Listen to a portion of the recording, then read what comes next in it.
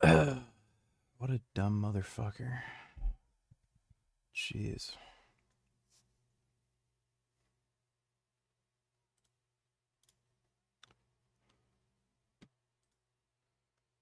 Hey, Random. Congratulations. You are first.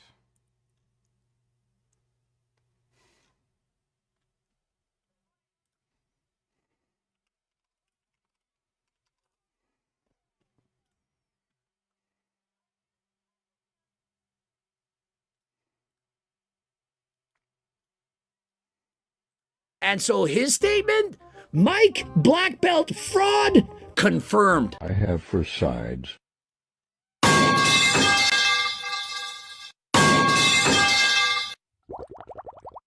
His PhD thesis, which was in question, well, that's in the past. But now it's all about his black belt in Brazilian Jiu-Jitsu, of which this man just exposed that there's no way he's actually a black belt. Now, you can buy a black belt, you can get it at Walmart, Sears, and so on, but a real black belt... I made this observation before.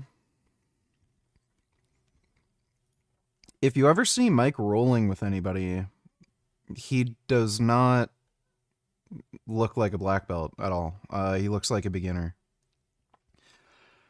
Some dude commented he actually met Mike and rolled at him at with him at some BJJ gym, but like he's strong enough where if somebody who's like pretty high level, like a purple belt or a brown belt or even a black belt, and they're small, they're gonna have a hell of a time, you know, wrestling him just because he's such a much bigger, stronger dude.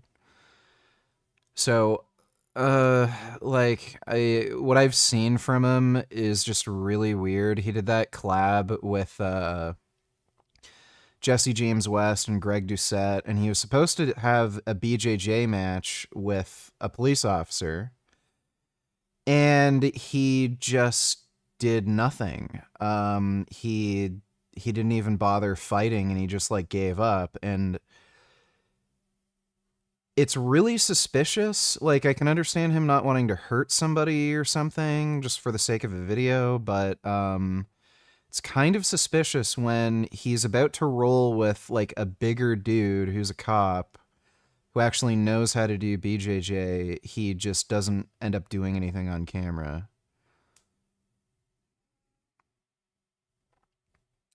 How are people who don't actually compete in tournaments getting black belts? I have no idea. Like, that's also really suspicious. Like, who did he, like, I've never even seen him post anything about this. Like, who did he get his black belt under? Where was he training? Why has he never competed in competition? It's really strange. You've got to earn that with skill, of which Mike Israetel does not have. Now, I'm not saying he couldn't fight at perhaps a blue belt, maybe even a purple, but he's not at the level of a black belt. Dare I say that him and Mr. Money... He doesn't even, like, from what I've seen on his YouTube channel, he doesn't even look even close to a blue belt. Like, yellow belt at best. But like, honestly, he just seems like a white belt from the content I've seen on him with him online. Berg may be on the same level of black belt expertise in the sport of jiu-jitsu. And so many of you have heard of Mr. Moneyberg, of which he basically pretended to have a black belt, pretends to be a fighter, and so he's comparing Mike to Mr. Moneyberg, and that is not good. That's a horrendous comparison.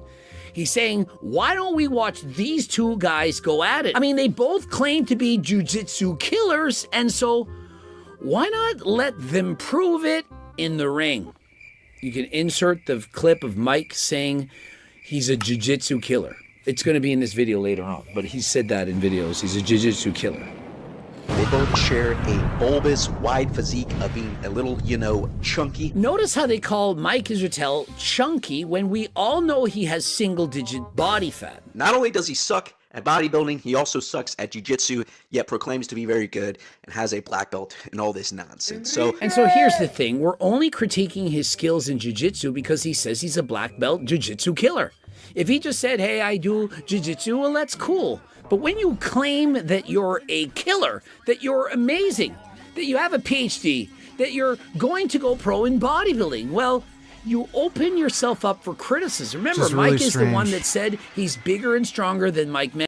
Like again, the way he rolls with Johnny Shreve, it just looks like somebody who's maybe a white belt and has gone to, class twice a week for maybe a couple months. Like, that's it. It's just strange. Really strange. Sir, that his IQ is above 160, that he could be more proficient in what you do best given one single year. A bag of shit that gets bigger is just a bigger bag of shit. Still a bag of shit. You know what I mean, mate? And so essentially, Mike is asking for it. This guy doesn't want to put him down. I mean, I do, but he doesn't.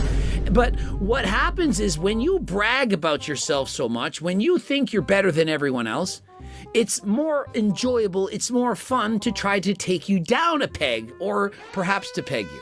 But that's not me, that's Best What's. Me and my boy in a cell, we're just blazing, and the dude's like, hey, get on your beds, you tripping. I'm going to break down Mike's game, all right? It's a classic old man, fat guy game. Mike has no game. I don't care if we're talking about risen up the ladies or fighting in jiu-jitsu. Atlaspowershrugged likes a bunch of dog whistle anti-Jewish comments and spreads anti-seed oil / fluoride conspiracy stuff. Whoa, he's that bad. Jeez.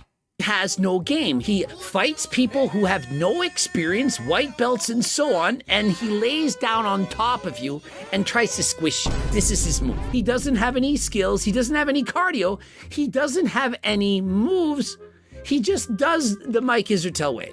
He lays back and he tries to sit on you. He likes being close to men. Never slow up, no I don't take shit, I got no love. In the part one, we'll show some more moves to like what he can't do. Little jiu-jitsu actually used just a lot of size and a lot of strength.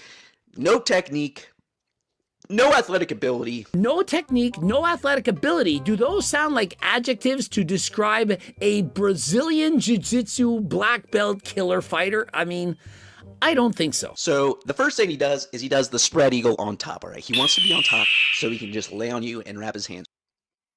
Hardest game I've played? Definitely Battletoads NES. Around you, all right? He has no real passing pressure. Mike likes to be on top. He also likes to be on the bottom. He likes to lay there and let other men jump on top of him, and he also likes to reciprocate. And so essentially, that is what he likes about Brazilian Jiu-Jitsu. The close proximity, the contact with other males. Just an old man's game / fat man's game, all right? I mean, an old fat man's game, would you not think that a 41-year-old who's been training jiu-jitsu for over 10 years would have more to it than lying spread eagle on top of someone to try and tire them out? Where's the maneuvers? Where's the skills? Does anyone actually think that Mike had skill? We watched him barely be able to hop a nipper. We've seen that. He couldn't run a half mile in under 5 minutes. A half a mile, not a full mile. And so he can't hop, he can't skip, he can't run. Is there anything he can actually do? I mean, he couldn't even bench press his body weight for 3 friggin' reps. I mean, everything this guy's describing is he has no this, no that, can't do this, and can't do that. You would think with a black belt, he would be describing, hey, he's doing these moves. They're perhaps not as good as I would like to see, but he does have a lot of skill. They're perhaps not the best moves, but he would be at least describing some form of athletic talent that he possesses. Grab you by the waist and lay on you until you do something stupid, or let you get a triangle, and it's hard to triangle him because he's a literal square. And so essentially he has no moves, and because he is 240 pounds sometimes, he's a very big man. He's not even 5'6", and so he's a lot of man to try to choke out. He has a neck the size of somebody who has sleep apnea difficulties, probably needs to wear a CPAP, and so very difficult to choke him. His bottom technique is what I like to call the shitty deep half, all right? The shitty deep half sounds like something I don't want to be part of. Deep half, shitty, it's not a good kind of a combination. If you've ever rolled with an older gentleman or a gentleman that is oversized or just really not in tune with the modern game of jiu-jitsu or is lazy, they'll play what is called a deep half. He's describing Mike's move as what an old fat man does who doesn't understand jiu-jitsu. Does that seem like something that a black belt would be known as? Playing an old fat man's game where you don't even understand jiu-jitsu. How the hell do you become a black belt without understanding elbow-knee connection? Literally one of, if not the most fundamental part of guard retention that brand new white belts learn. This is wild. It's Mr. Mike, not Dr. Mike. Send this to Greg Doucette. Mike is pretty awful at Brazilian Jiu-Jitsu. I mean, would you describe a black belt as pretty awful? Like, if he had just said, you know, I've only been training for a year and you watched him do this, you'd say, well, it's only been a year. Give him a break. Cut him some slack. This is 10 plus years of training consistently to try and earn a black belt. Some gyms just give out black belts for time put in, but from the roles I've seen, he looks like a blue belt. And so, in case you don't know anything about jiu-jitsu, they go in the following order: white, blue, purple, brown, black. And there's even belts ahead of that for legends of the sport and so on. But when you're black, you have mastery. You've mastered it. In other words, you have your PhD in Brazilian Jiu-Jitsu. It's literally better than a master's. In white belts, you're just learning not to get tapped. And in blue, you're learning to control and submit. Learning to control and submit. He just said he's about a blue. Purple, refining timing and creativity. Brown, near black, super technical. But with black, you have mastery. And so blue, intermediate, can attack and defend with purpose, understand guard and submissions. With brown, which is 2 belts up from that, near expert, highly technical, sharp transitions, efficient. The only way Mike technically has a black belt is if he's going to a pretty crappy BJJ school and he's able to just submit other black belts at that gym just by being like literally twice the size of everyone else. Like every other BJJ black belt at his school is like 140 pounds, tiny.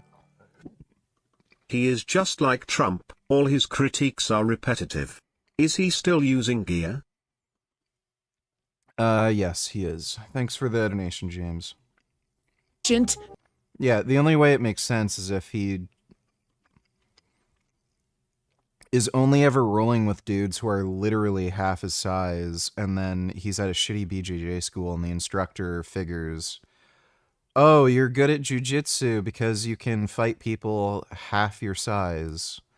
Let me give you a black belt. Like, that's the only fucking way. Like, I think it's even generous to say he has blue belt skills. Defense. And with black, mastery of fundamentals and strategy can teach effectively. And so with a blue belt, 2 or 3 years of consistent training, this is what many people can aspire to be. It's not that hard. But with black, you're looking at 8 to 12 years of consistent training with purpose. Remember, this would be at a level where you could teach the skills that you understand to a group of individuals. The deep half guard works on those guys, all right? It works on your day one jiu-jitsu guys. It works on guys that have 0 hip mobility. And so Mike Israetel, he's fighting Johnny Shreve. I'm bigger and stronger than Mike Menzer. That's it. Yeah. So Bag of shit. Who has no experience. He's a beginner, a learning white belt. He has no defense whatsoever, no guard. He doesn't know what he's doing. And so Mike can have his way with them, yet when they literally were fighting together, it took him 3.5 minutes to get him to do a tap. A black belt should be able to do this in a matter of 30 seconds or less. Hey, if he... Like, honestly, with a complete beginner, less than 30 seconds. Like, it should be about 10 seconds.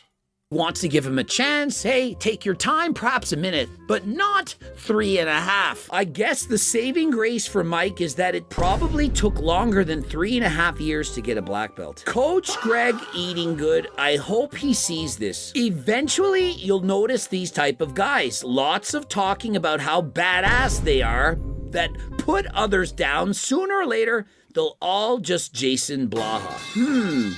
I saw the guard pulls a while ago, and I never... Lord Gaines, you know many things. I'm just curious, do your friends and family also consult you since you're a big-brained opinionated Giga Chad? I'd slog on your knob if I ever had the chance. Yeah, like some of I only really ever talk to my mom. But my mom and some friends will ask me for advice on certain things. Thanks for the donation, 2 bucks. Atlaspowershrugged, worst videos are how steroids save the bench press and food pyramid believer doesn't understand the paleo diet. Yeah, that guy seems like a complete fucktard. Respected his, at the time, brown belt ever since. Mr. Mike black belt fraud confirmed. And so even when he was a brown belt, bro said, this is not a brown belt, this is not even close. And so his statement, black belt fraud confirmed. A comment, I guess the best way is to just, swing yourself up and wrestle up. But that takes way too much energy for Dr. Mike to do, okay? That would require actually having maybe a stand-up game. And so Mike, he has no stand-up game. He can't get up from sitting to standing in one fluid motion. How could that possibly be a black belt? Now remember, I'm a physical education instructor. I taught kids. Grade primary, we would do these skills. Hey, let's all stand up quickly from sitting down. No arms, no nothing. The primary kids could do it. We taught them the basics. Hop, skip, and run. Now, we're not jiu-jitsu fighters in grade primary, but we do have basic skills. We know how to move our bodies. I don't know who gets a black belt and doesn't know basic wrestling to just, stand up with the single leg. And so he says, look, if you get a black belt, you would understand some few basic skills related to wrestling. They would teach you not to make stupid moves to give you a disadvantage. Old men and fat people love to just turtle because A, technically your guard hasn't been passed. B, it's hard to do anything when a guy who's kind of strong just balls up. And so notice Mike's opponent weighs close to 100 pounds less than him. It's not even close. They're not in the same weight class. And so if you actually have a brown or a black belt and you're fighting someone who's perhaps 75 pounds smaller than you, unless they're a world champion black belt, how are you losing? How? How does this make sense? Right. It is hard to do anything when a guy just shells up. I call it the armadillo guard. There's turtle and then there's armadillo. And so essentially he's saying Mike Israetel is like an armadillo. Should I be doing abductor/adductor work? I do leg press instead of squatting. I don't know if that matters. I Look, guys, would not recommend only doing leg press for quads.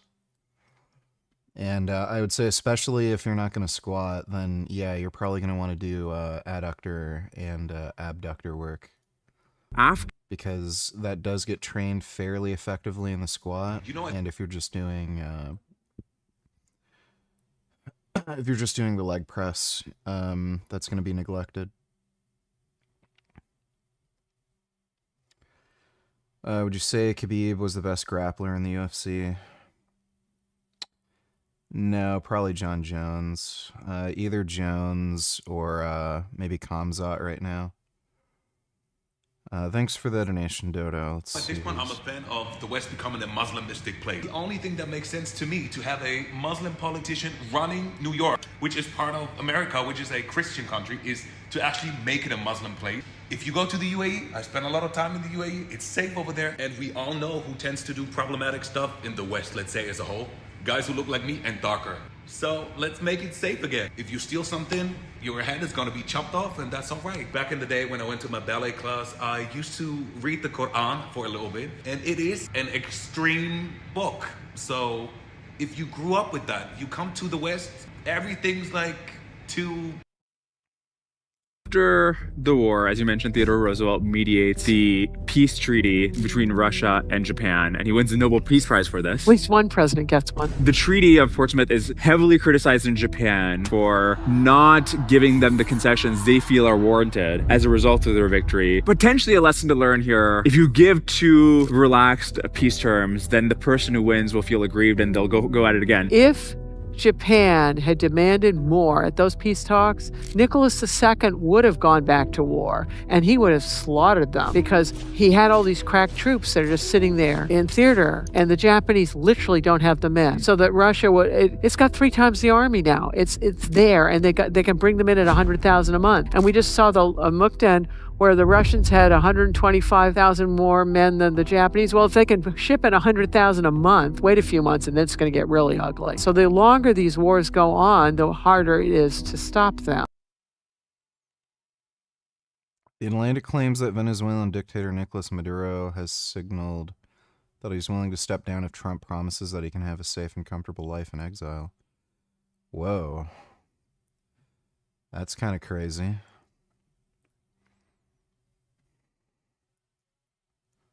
Everybody will be able to get this drug, and it's going to change. We will lose, the American public, because of this agreement, will lose 125 million pounds by this time next year. It is going to have dramatic effects on human health in this country.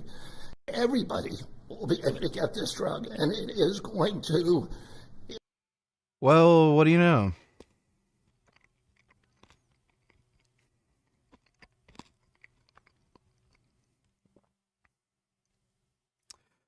RFK Jr. doing something useful, but still being an idiot. We'll watch this one later. Thanks, Dodo. Yeah, let's see how out of shape I am, huh? You wanna fight me in a fucking cage and see how out of shape I am? I guess I don't have to be in great shape to fight you, would I, dipshit? I just have to smash you on your fucking head. I do remember saying that. Thanks for the donation, Killing Titan. Modillo, he's so big that it's very difficult to do anything to him. He just turtles up, and what can you do? His neck's too big, his body's too big, you can't wrap around, you can't get hooks in, you can't do anything. For Dr. Mike's sake, I hope he trains. Because this guy just puts a clinic on Dr. Mike, okay? You call yourself a black belt. I hope this guy was a black belt, because he just did whatever he wanted with Dr. Mike. Now, I was at this event. You slapped him in the face! And all of us were shocked. Kid Beer donated $2. Let me see. Nothing irrational about fearing a culture that does not respect or tolerate Western civilization. I hear so many leftists throw around Islamophobia. That's a made-up term, okay? There's nothing irrational. An irrational fear is the definition of phobia. There's nothing irrational about seeing Islam and its culture and its values and its behaviors and saying, this is a problem. Yep. The cope in her voice. Are you still reluctant to criticize the former president? You What went on. exactly would you like to ask? Be more specific if you don't mind. Was it Joe Biden's decision, his failure to recognize his own frailties in that position, that put you in the position that made it almost impossible to win that race? He was not frail as president of the United States. But he had frailties. We all saw the debate.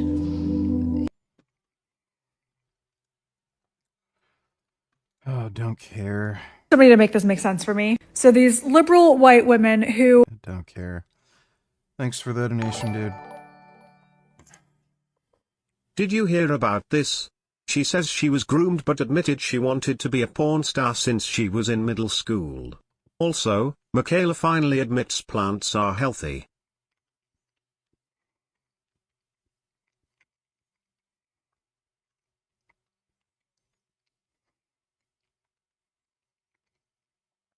Saying that she was 19 years old, broke and groomed. She was not groomed. She was a criminal. I think she might have been a drug addict. Or she was just involved in some gang, but she was in and out of prison and getting trouble with the law when she was a teenager. And then she just found an easy way to make money with porn. Like, that's all there is to it. She was always just kind of a delinquent kid. And then she found out an easy way to make good money without having to risk going to prison. There was no grooming involved. She's just a fucking, like, this is just some dumb bitch. Regretful that she was in the porn industry and shit, even though it made her wealth. You know. Like, women just do this. They don't take accountability, and then, like, after something's, like, done with, they want to be able to take everything back. Like, obviously, working in the porn industry, it has its benefits and drawbacks, and once, like, they're done, and they want to move on from it, porn is something that's kind of hard to move on from. Like, everyone's gonna know about it and remember it. So they just make up this bullshit about, oh, I was groomed and taken advantage of, even though I was literally a fucking adult. So they just want to take back everything they did. It's just stupid. First time in 8 years of only being able to eat meat. I'm slowly... I'm going slowly. Wait, add other foods in my diet, going slowly. Almost no reaction to coconut, mango, sweet potato so far. Yeah. So basically, she feels like shit on the carnivore diet, like everybody does, and obviously, if you don't eat plants, your health is gonna suck. We all knew it. Thanks for the donation, women. Dodo donated $2. Let me see.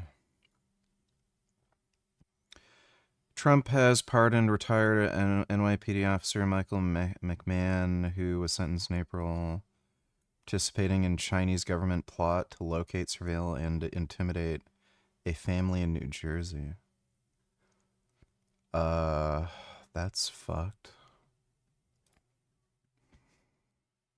Satellite. I don't know if I want to watch that. I don't know if I want to watch that either. This one, you watch later when you're feeling sleepy, because I know it will put you to sleep and overload your brain. Thank you to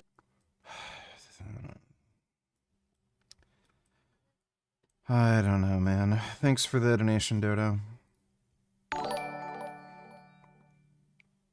If corn stars really regretted it, they are free to donate whatever money that made. Oh, what's that? She wants to keep the money but have the videos erased. Ha. That, what you just said makes no sense. Thanks for the donation, Yoshi. We didn't know what was going on. We thought, shouldn't Mike at least be trying to do something?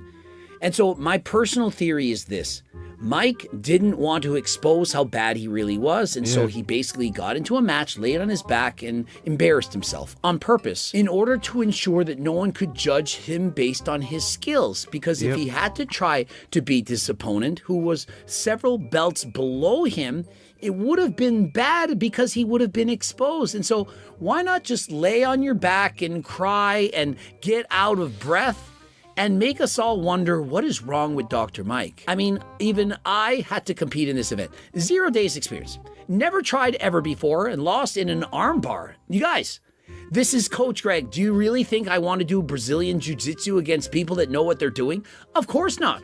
But yet, at least I tried. Why couldn't Mike try? Because he didn't want to expose his weaknesses. He literally laid flat on his back and did nothing, just clinched up. That is not displaying the art to somebody who maybe doesn't do the art. It'd be like, well, this jiu-jitsu shit sucks. I mean, isn't that doing a disservice to Brazilian Jiu-Jitsu? Hey, you watching this video, you're really excited, you're a fan of the sport, you've been training for years, and you want to watch him, and all he does is lay back and cry and get submitted. I mean, to me, that's disrespectful. It's kind of like if somebody goes to a bodybuilding competition and they don't diet for 1 day. They don't get a tan, and they stand up on stage and they just do a dance and they yell, scream, and shout and embarrass themselves. Why did you do that? I mean, it's not respectful to the other athletes who put in some work. Now, if you tried your best, you dieted for 4 months, and you showed up out of shape, at least you tried. Mike did not try. And so I don't care if he loses. Hey, I did my best and I lost to a better opponent. No problem. How is that bad? Hey, I did my best. I wrote my PhD thesis. There's 200 mistakes. I did my best and it sucked. We're moving on. Just own your weaknesses. You don't have to be the best at everything. I suck at memory. I can't remember anyone's names. It's embarrassing, but at least I admit it. And so what do? You do your best. all you can ask of someone is that they try and they do their best. Yeah, Mike's a fraud.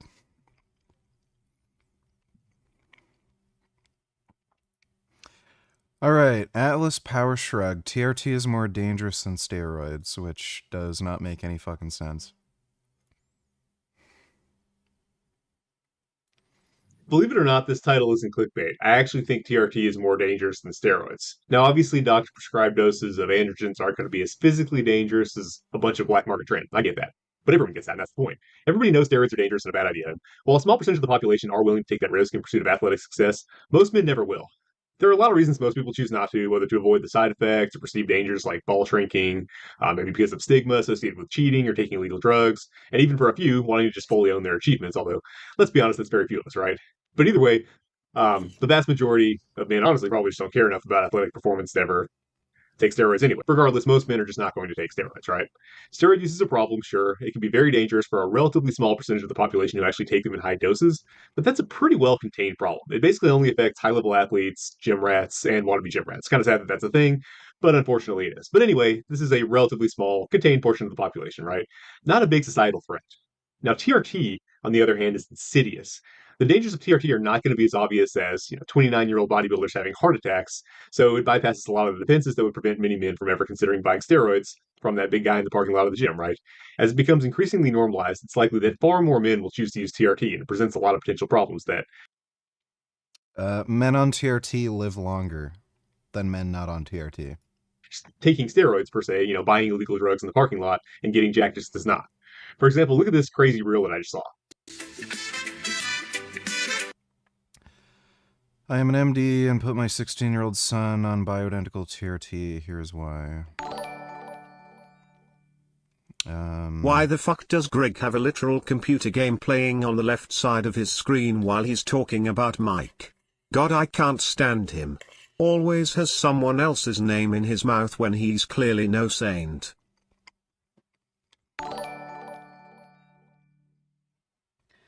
It's some audience retention thing. He knows children who watch him are dumbass motherfuckers. So, yeah. But Greg is one to talk for sure. Thanks for the donation, Unicorn Jizz.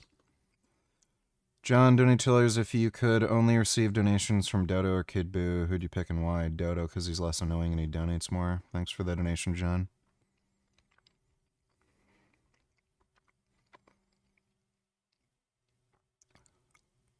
So, for one thing, he's looking at an Instagram post to blab about some weird nonsense about how TRT is dangerous. Who the fuck cares what some random dude posts on Instagram? There's no way to verify, really, if this guy's serious or if he's just rage baiting somebody. And if there is, if there's any truth to this, where, okay, this medical doctor put his son on TRT, who's 16, you have no idea what his teenage son's testosterone levels were. He may have some sort of weird problem. There's kids whose testicles don't descend. He may have been born with only one testicle or something. He might have gotten into a serious accident where his balls are fucked up. He may just be actually hypogonadal. You have no idea. Total testosterone levels should be above 1,500 nanograms per deciliter at this age, but most are below 700 now. That is actually true. If your son is showing signs of being socially withdrawn, isolate themselves, unmotivated, want to stay home all the time, play video games, levels of anxiety, hard time putting on muscle, yeah, those are signs of androgen deficiency.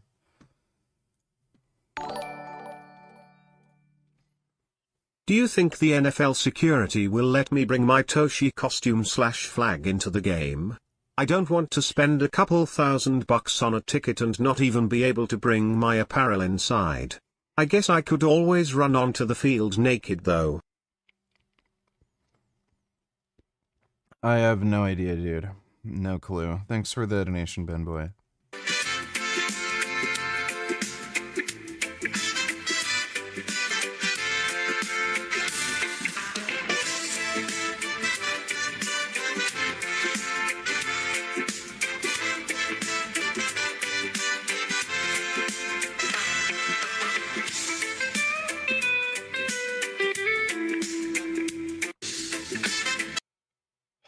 This guy makes the shittiest fucking video. He's stupid.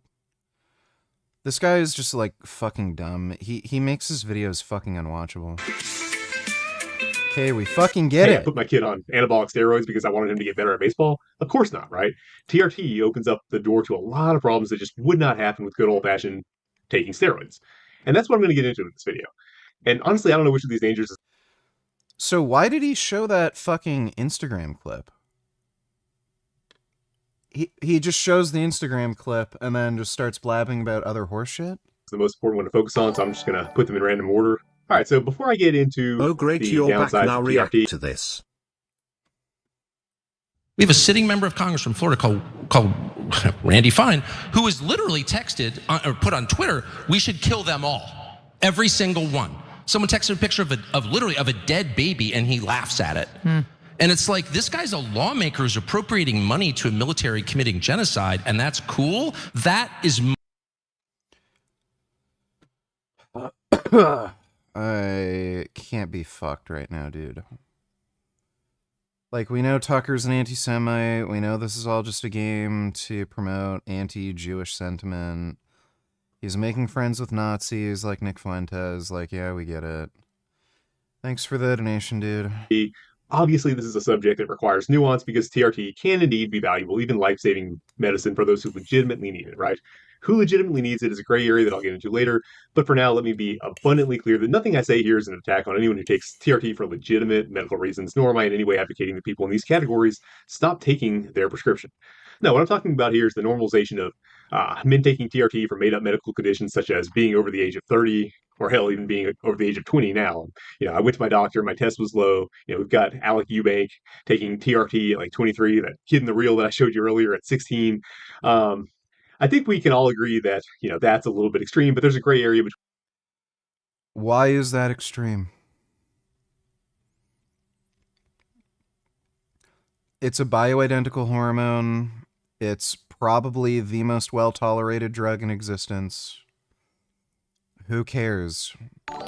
Oh god, their testosterone's higher. Then how could TYT defend him then? Because they're Nazis too. Thanks for the donation, Dodo. Between that and, maybe a guy in his, I don't know, late 30s or 40s who, feels like maybe he needs a little help, right? Anyway, there's a great, and that's kind of where that gray area is. And then there's the, obviously needs TRT. We're talking about like a veteran with a war injury. So between, Alec Eubank and the veteran with a war injury, there's kind of a gray area in there, right? And that's what we're going to talk about here today. So for those men in the gray area, TRT presents a unique psychological danger, one that is completely absent in taking steroids, right? Even though physically they might be the same thing in some cases. Although obviously steroids are going to be higher dose than real TRT, right? TRT promises all sorts of wonderful things. Better mood, better ability to work, make more money, better sex drive, maybe even a better physique, although you're not going to get a better physique from taking real TRT by itself, right? And real TRT from... That is not true. This guy doesn't know what the fuck he's talking about. He doesn't even know what testosterone replacement therapy is. These dumb fucks have this idea that TRT means you're just going to take enough of a dose to where you have normal levels of testosterone. That's not what TRT is. TRT means symptom relief of androgen deficiency. So if you have symptoms of androgen deficiency, you will take as much testosterone as you need to relieve the symptoms. People are going to need different doses for that. Everyone has different androgen receptor sensitivity, androgen receptor density. They uncleave the esters of these drugs at different rates. Everyone's going to need a different amount. So, no. You may need to get your testosterone into the 3, 4, 5,000 range. in order to get symptom relief. It's rare, but that may in fact be the case. You might also just need to take higher doses. There's some people who take really high doses of testosterone, and it doesn't increase their serum testosterone all that much. Again, some of that has to do with how they uncleave the ester for these drugs. So this guy has no fucking clue what the fuck he's talking about. Honest doctor, it's just gonna get your testosterone levels up to what a normal guy would have, right? So it's not gonna give you a better physique. But there are a ton of guys claiming to be on sports TRT that are kind of creating the perception. Right. So the guy who doesn't even know what testosterone replacement therapy is criticizing testosterone replacement therapy. It like, maybe just like shut up and, I don't know, blab about something else if you don't even know what the fuck it is you're talking about. Perception that TRT does that. But anyway, I just want to make that clear real quick. Anyway, all that's required to get all these wonderful things that TRT can offer is to admit that you are fundamentally, biologically speaking, inadequate as a man. But don't worry, once you admit that and ask for help from your local pill mill, you'll get all the trappings of masculinity. You'll be able to rise and grind, get the muscular physique, the beard, the tattoos, afford $100,000.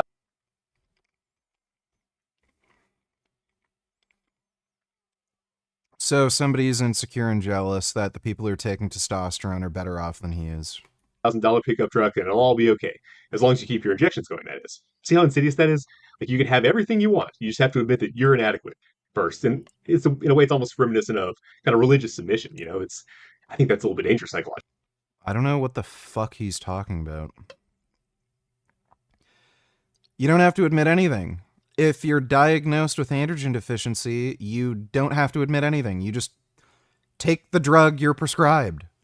You don't even need to go to the doctor anymore. You can just order your shit online. And then, like, what the fuck is he talking about? You know, and steroids don't do that. You know, it's like, hey, I'm a good baseball player. I want to go pro, so I'm going to take drugs. Simple, right? It doesn't hit the same way, right? Steroids don't require you to make yourself a victim first. And you can say that's just wordplay, but I think it does matter. I do think it makes a huge difference. I don't think taking drugs to achieve superhuman performance is nearly as psychologically dangerous as having to take medicine just to achieve basic masculinity. You know, plenty of successful athletes are happy to go off cycle and be nowhere near their peak after they prove whatever they had to prove. And there isn't the same level of psychological dependence because they're returning to normal, not returning to inadequacy, right? To have a bunch of good things that are contingent on something outside your control is stressful. People don't get that. In many cases, that's actually more stressful than. So this guy is just trying to shame men who need to go on medication to be healthy. Okay, like, as soon as this guy gets heart disease or diabetes from his fucking paleo diet, I guess we should try to shame him for taking cholesterol meds or something and say, oh, you're inadequate as a man. You have to rely on a fucking drug so your heart keeps pumping. Let's see if we can get this fucking dipshit to not actually take life-saving medications. Did you know Alex O'Connor is no longer atheist? Swear you predicted that a while ago. I talk about this. Well, and I debate this all the time, and I debate whether Jesus was God or whether he even claimed to be God and all of this kind of stuff. But for me, the undeniable thing is that there's this extraordinary historical figure who did something extraordinary. And there's something really weird that happened that caused a bunch of people to start quite early on worshipping him, which is... Buddy, Scientology was invented by a science fiction writer who is quoted, "If you want to make money, start a religion." It is the most nonsensical, fucking obvious fake horseshit that's ever been invented, and people become Scientologists. People following Jesus is not an indication that something miraculous happened or this person has some sort of crazy wisdom. All it's a sign of is that people are fucking retarded chimpanzees who will believe any kind of retarded nonsense you fucking tell them. This guy is genuinely a fucktard. Like, actually mentally fucking retarded. Like, and yeah, you'd expect that. The guy who says he can't be vegan because he pooped his pants. maybe Jesus had magical powers. Oh no, I gotta go to the bathroom. Yeah, like, fuck you. I don't, like, honestly, this guy is such a cynical, lying jackass. He may be bullshitting here. This is very likely part of a fucking grift where he knows if he says this shit, more attention will be brought to his YouTube channel. Which is a very strange thing to do to a human being, especially in a Jewish culture. Mm. And so, to me, getting at the Gospels from a scholarly perspective helps me to understand who this historical figure was. That's the thing I'm really interested in. Almost in the way that somebody might be really interested in Julius Caesar or in you know, whether the Iliad, you know, whether the Trojan War really happened and whether that kind of stuff. I sort of take this approach. That feels to, the to me Gospels. like that was your point of entry. Yes. Yeah, pretty. But you've had such a journey and you've met so many amazing people and you've debated so many different angles and things. Yeah. Where's it led you to? Oh, God. It's led me to... Oh, man. Okay, yeah, he's lying. He's full of shit. This is all an act. He's not starting to think, oh, maybe Christianity is right or something. He has fucking Bear Grylls on his fucking YouTube channel. As if anybody gives a shit about this guy. Bro, as soon as you fucking interview Bear Grylls, you know you're fucking desperate. Give me a fucking break. Yeah, I was right. This guy's just a cynical fucking liar. Be quite on board with the new atheism stuff. I've spoken about this a lot on my show. What does that mean? You know, like the sort of Richard Dawkins, Christopher Hitchens, it was Yeah. really popular, the debates that they were doing, they called it new atheism. Yeah. And it was this body of like atheist thought with the God delusion, this kind of stuff, which was really popular. And it had this sort of quite strident, you know, debate me bro kind of attitude. And I was really swept up by that. I thought that was really exciting and cool. And I was beginning to sort of shake that off and grow up a bit, essentially. And then running the podcast, what I've realized is that this is far more interesting and intricate, and I would say plausible than I'd given it credit for before. So, you know, I'm still not a Christian. Some people, Yeah. This guy is a lying, grifting idiot who's just trying to take advantage of stupid Christians by saying stupid nonsense to drive extra traffic to his YouTube channel. This guy is just desperate for fucking attention. That's all this is. Oh, I hate him. Like, I genuinely hate him. What a fucking jackass. Than just having less. You know, the precarity of it all. Now, there's already tons of that in the modern world already. It can't be helped. No man is an island. Like it or not, we are absolutely dependent on people and circumstances outside our control, you know, for many of the good things that we enjoy, right? But I think the last thing that modern men need is for their very masculinity to become yet another area of dependency, another subscription service that they need to make sure that they can make their payments on, you know, another pair of golden handcuffs, another reason to hustle, work overtime to make sure you can make your masculinity payments alongside your, you know, F-350 Utah Raptor HD payments, right? And speaking of payments,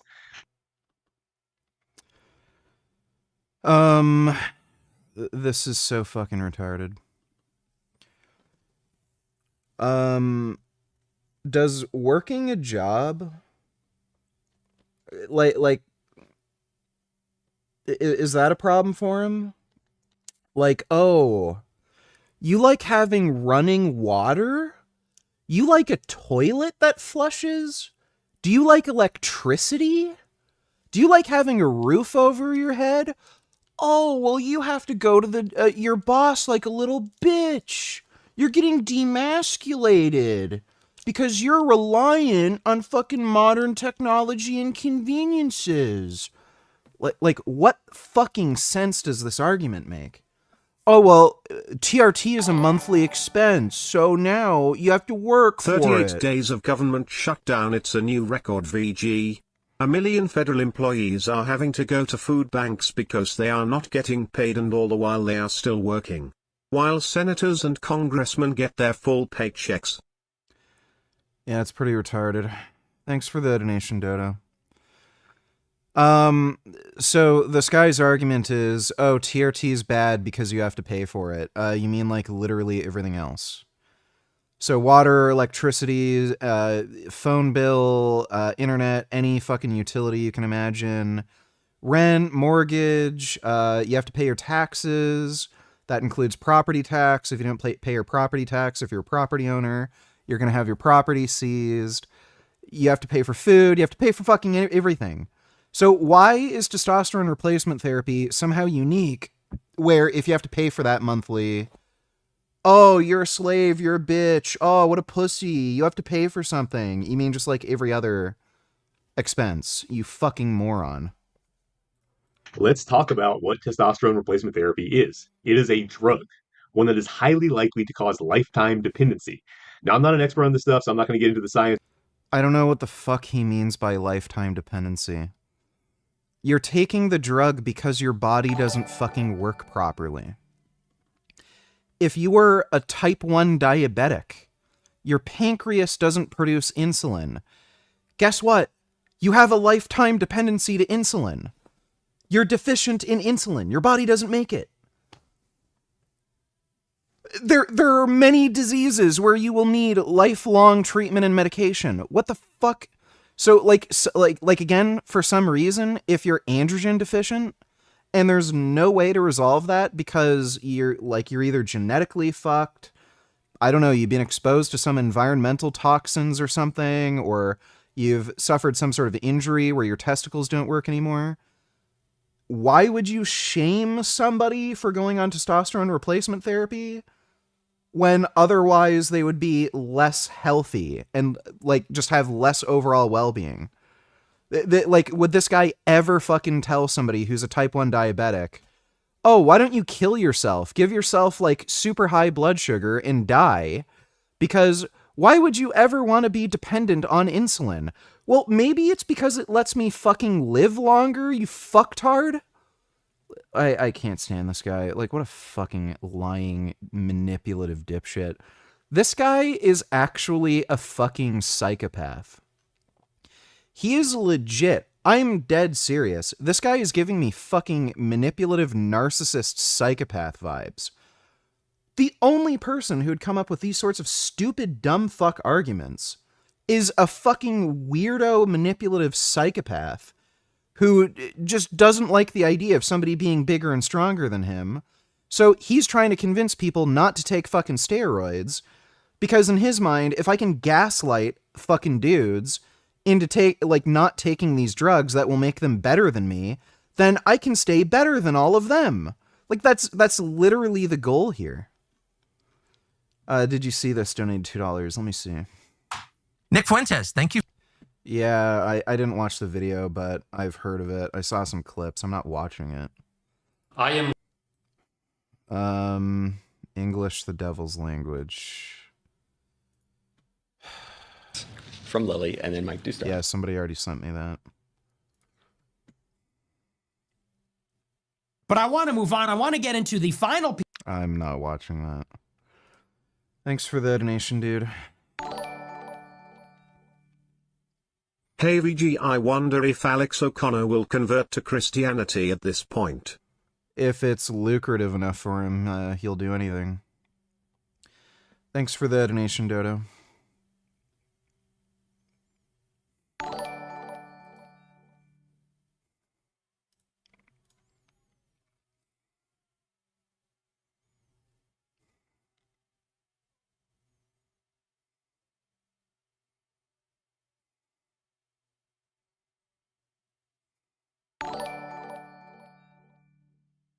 This guy somehow looks like an even more retarded Mr. Beast. He kinda does, yeah. He has the same dead psychopath stare that Mr. Beast has, too.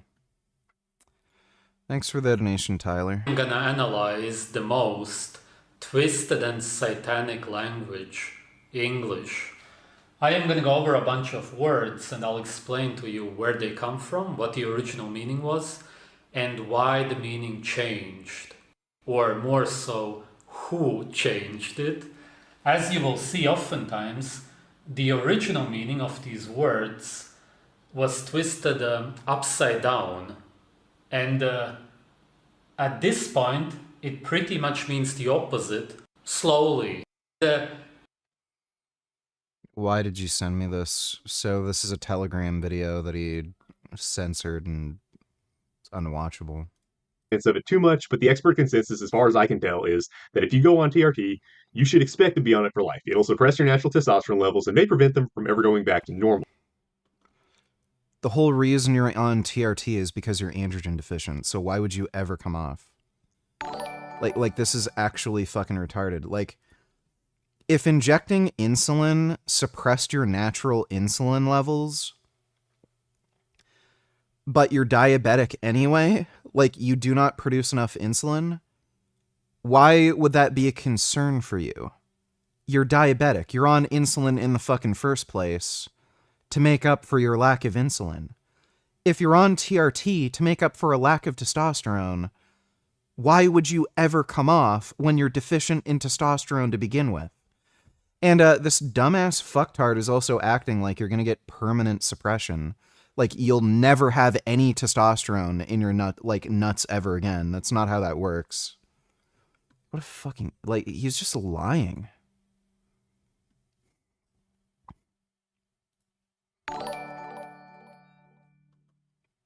Granted, then his Inita YouTube channel will most likely be different from now on. I don't know who you're talking about, but thanks for the donation, Dodo.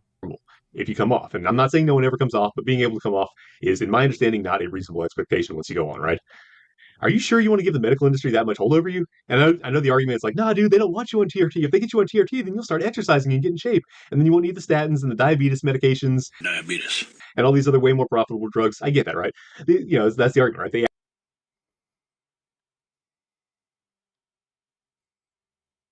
Statins are a profitable drug? What, are you fucking retarded?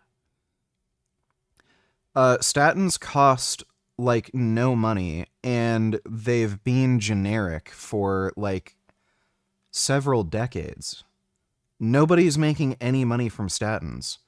I'm pretty sure like the majority of them are made in fucking India. TRT. If they get you on TRT, then you'll start exercising and get in shape. And then you won't need the statins and the diabetes medications. Diabetes. And all these other way more profitable drugs. I get that, right? That's the argument, right? They actually underprescribe TRT because they're afraid of these out-of-control alpha males that you'll become if they give it to you, right? And you won't be a customer for other stuff, okay?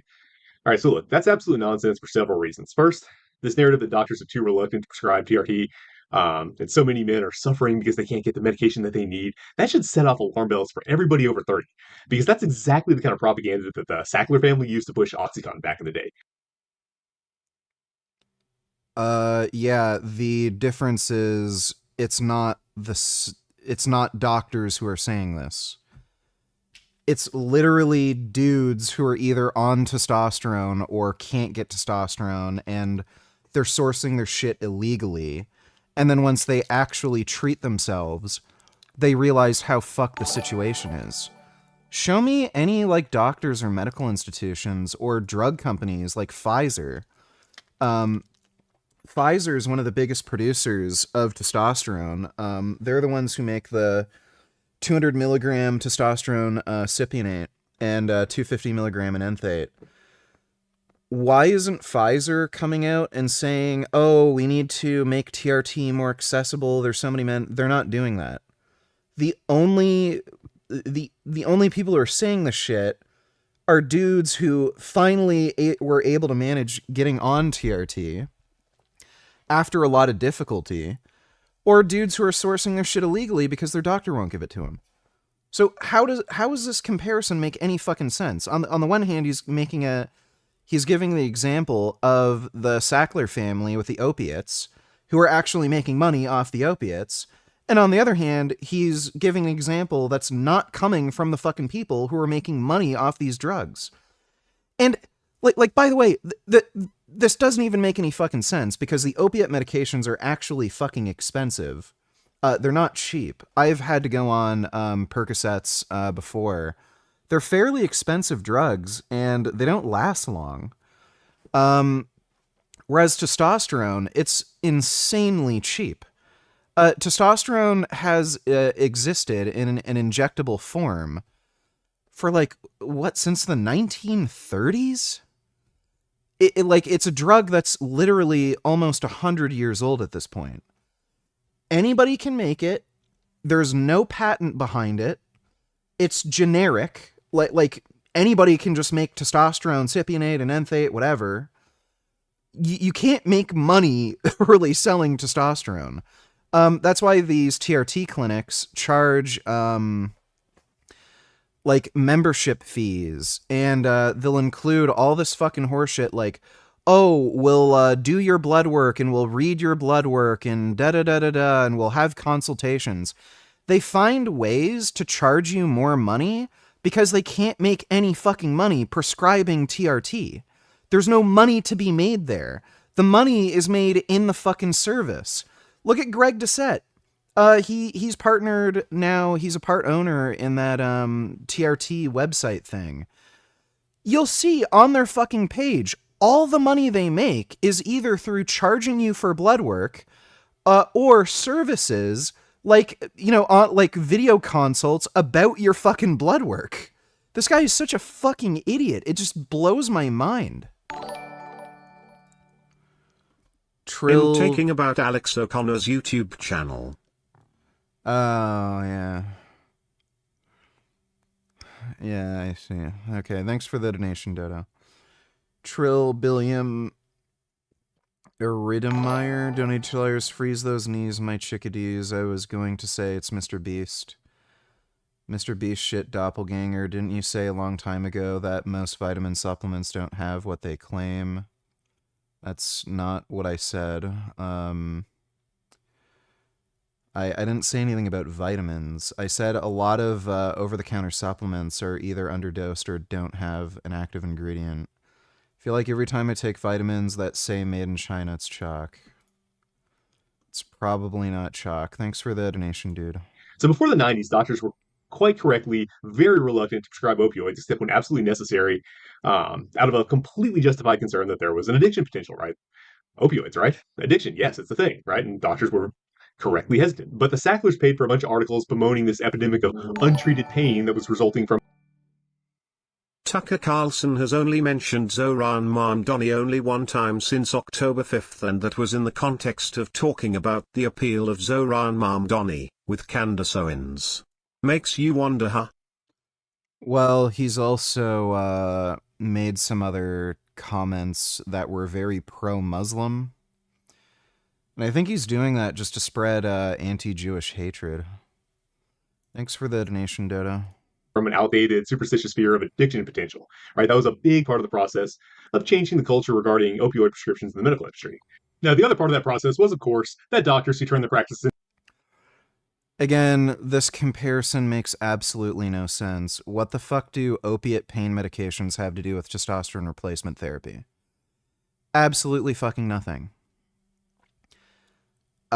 Pain is a very complicated thing to fucking manage, and there's also research on it. Prescribing opiates or any kind of pain medication, it doesn't actually help manage pain long term. Your body just gets more sensitive to the pain. So the opiates or whatever pain medication you're on, they will work initially, but then your body just becomes more sensitive to the pain it's feeling, and then you get no benefit from it. There's also a ton of downsides, obviously, like addiction, organ damage, their kidney and liver toxic. Whereas testosterone, it's a bioidentical hormone. You're not treating pain, you're treating androgen deficiency. And your body actually becomes more sensitive to androgens as time goes on. Androgen sensitivity upregulates. Whereas it's like literally the opposite with fucking pain meds. So like, why is he making this fucking comparison when these drugs treat completely different things? Like they act in completely different ways. They're totally different symptoms you're trying to manage. Why is he making this fucking comparison? Just fucking retarded. Like, this is like me saying crystal meth is a drug. Crystal meth is bad. Testosterone is a drug. So obviously testosterone's bad because crystal meth is also a drug. Like, it's fucking stupid and makes no fucking sense. into oxy pill mills got filthy fucking rich. Because of course they did. How could they not? They're selling a highly addictive, dependency-creating drug to whoever wants it. Except instead of having to make sure that you're in good with the CIA, so you can get the shipments from Afghanistan or Colombia or wherever it is they're working hand in hand with the kid-touching warlords to produce the stuff, and then have to worry about the ops sending some kids wearing shiesties and skinny jeans to slide on you with a switch. You can just sell your product legally from your comfortable office, right? It's a perfect business model. The only Again, this makes absolutely no sense. Testosterone is an extremely inexpensive drug. The idea that anybody would really make any money off of it is just retarded. You can't patent it. It's generic. Anybody can make it. As soon as, like, say Pfizer, Pfizer makes testosterone cypionate. Well, guess what? An Indian company can make testosterone cypionate and then sell it on the American market. There's no restriction. So they can just undercut these bigger fucking companies, and they can't make any fucking money off of it. Like, what? Nobody's making money off of fucking testosterone. It's so silly. Hey VG, had a good day today. That's good, Nut Muffin. Happy for you. Thanks for the donation. Like, where the real money is made with these drug companies are drugs that are patented and can't be turned generic. So PCSK9 inhibitors, that's a great example. So initially, the drug of choice for treatment was statin therapy. Statins ended up becoming generic. Now they're worth pennies. Any company from India can make them. Now, they've developed PCSK9 inhibitors. PCSK9 inhibitors are actually more effective, and a lot of insurance companies won't even cover the cost of PCSK9s because they're so much more expensive than statins. So PCSK9 inhibitors actually make you fucking money because they're patented. They can't be made generic, so some company in India can't produce them and sell them on the American market. That's where the money is. So this whole narrative that, oh, Pfizer wants to get more people on testosterone so that they can make a buck. No, they can't, you idiot. This guy doesn't understand how the drug industry works. Why is HGH so expensive? Because it's hard to make. The problem is that eventually people are going to notice that more Americans are dying of opioid overdoses than all wars combined, and then crack down on some of the worst offenders. So what would fix that business model? Well, having a dependency-creating drug that you can sell legally from pill mills that does not cause overdose deaths. Problem solved. TRT pill mills are the perfect business model. Now the objection, of course... Like, this is just fucking retarded. The most commonly prescribed drugs right now are going to be insulin, statins, and blood pressure meds. Especially given obesity rates. So, I'm not... This guy's brain just doesn't work properly. Why does he think this is, like, all a conspiracy to, like, make more money? Like, maybe the reason these drugs are popular is because more people have a problem with these conditions. So, gee, obesity rates are out of control.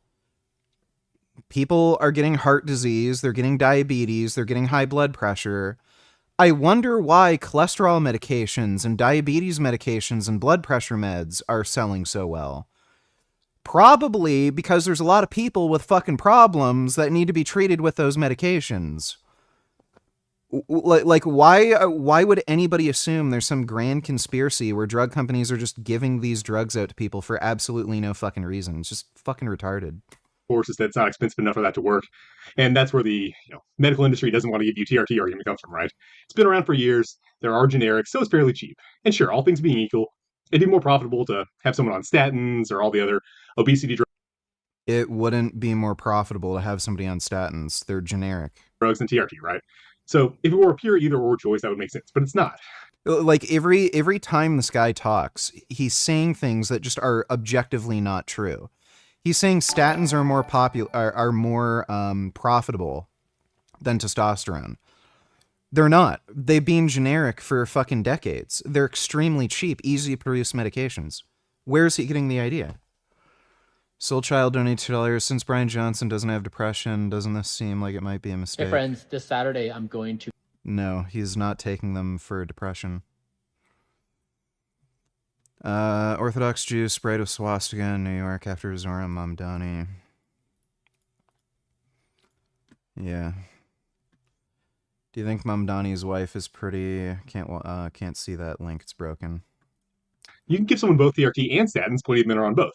And there are also plenty of people who would not ever take statins or insulin, but might be persuaded to take TRT. Remember, we're dealing with more or less the same class of people that has funded both sides in every war that you care to look into, okay? They're not on the side of 300-pound body positivity influencers taking tons of drugs so that they can pretend that eating 6,000 calories a day is healthy at any size. They're not opposed to podcast listening bros with tattoos and... This guy is, like, actually schizophrenic. Blacked out American. You know what? He does... This guy absolutely exhibits every single trait of narcissism. Narcissists are actually extremely prone to believing in conspiracy theories, like Frank Tufano. He thinks like the Illuminati is real and everyone's out to get him. That's a narcissistic trait. So this is another narcissistic trait. Oh, it's all a conspiracy. The drug companies are out to get you. Oh, they're lying about everything. They're trying to make money by saying you need testosterone when you don't. Yeah, sure. Flags on the back of their oversized pickup trucks. They want products to sell to both sides. So they're thrilled to provide what we can call gender-affirming care to 12-year-old girls whose peer group has decided to make irreversible medical decisions on a whim, but they're also happy to provide gender-affirming care to 35-year-old men who don't feel like the guy from their favorite podcast says they should, right? Overall, they'd probably have him subscribe to femininity for the rest of his life because his surgeries, would be a massive one-time paycheck and the drugs that he'd be on for the rest of his life, and, that in that instance would be way more profitable. Not to mention, of course, the psychiatric drugs that they'll probably be able to sell his kids down the line if he did that. But you guys get where I'm going. Anyway, point is, if they can sell him... Again, none of these medications are making anybody any real money. Masculinity, and that's the only product that they can sell him as a subscription service, then hey, it's still good, reliable money, better something than nothing, right? Subscription services may not always be that expensive, but they provide a reoccurring income. So that's always a good thing for that business model, right?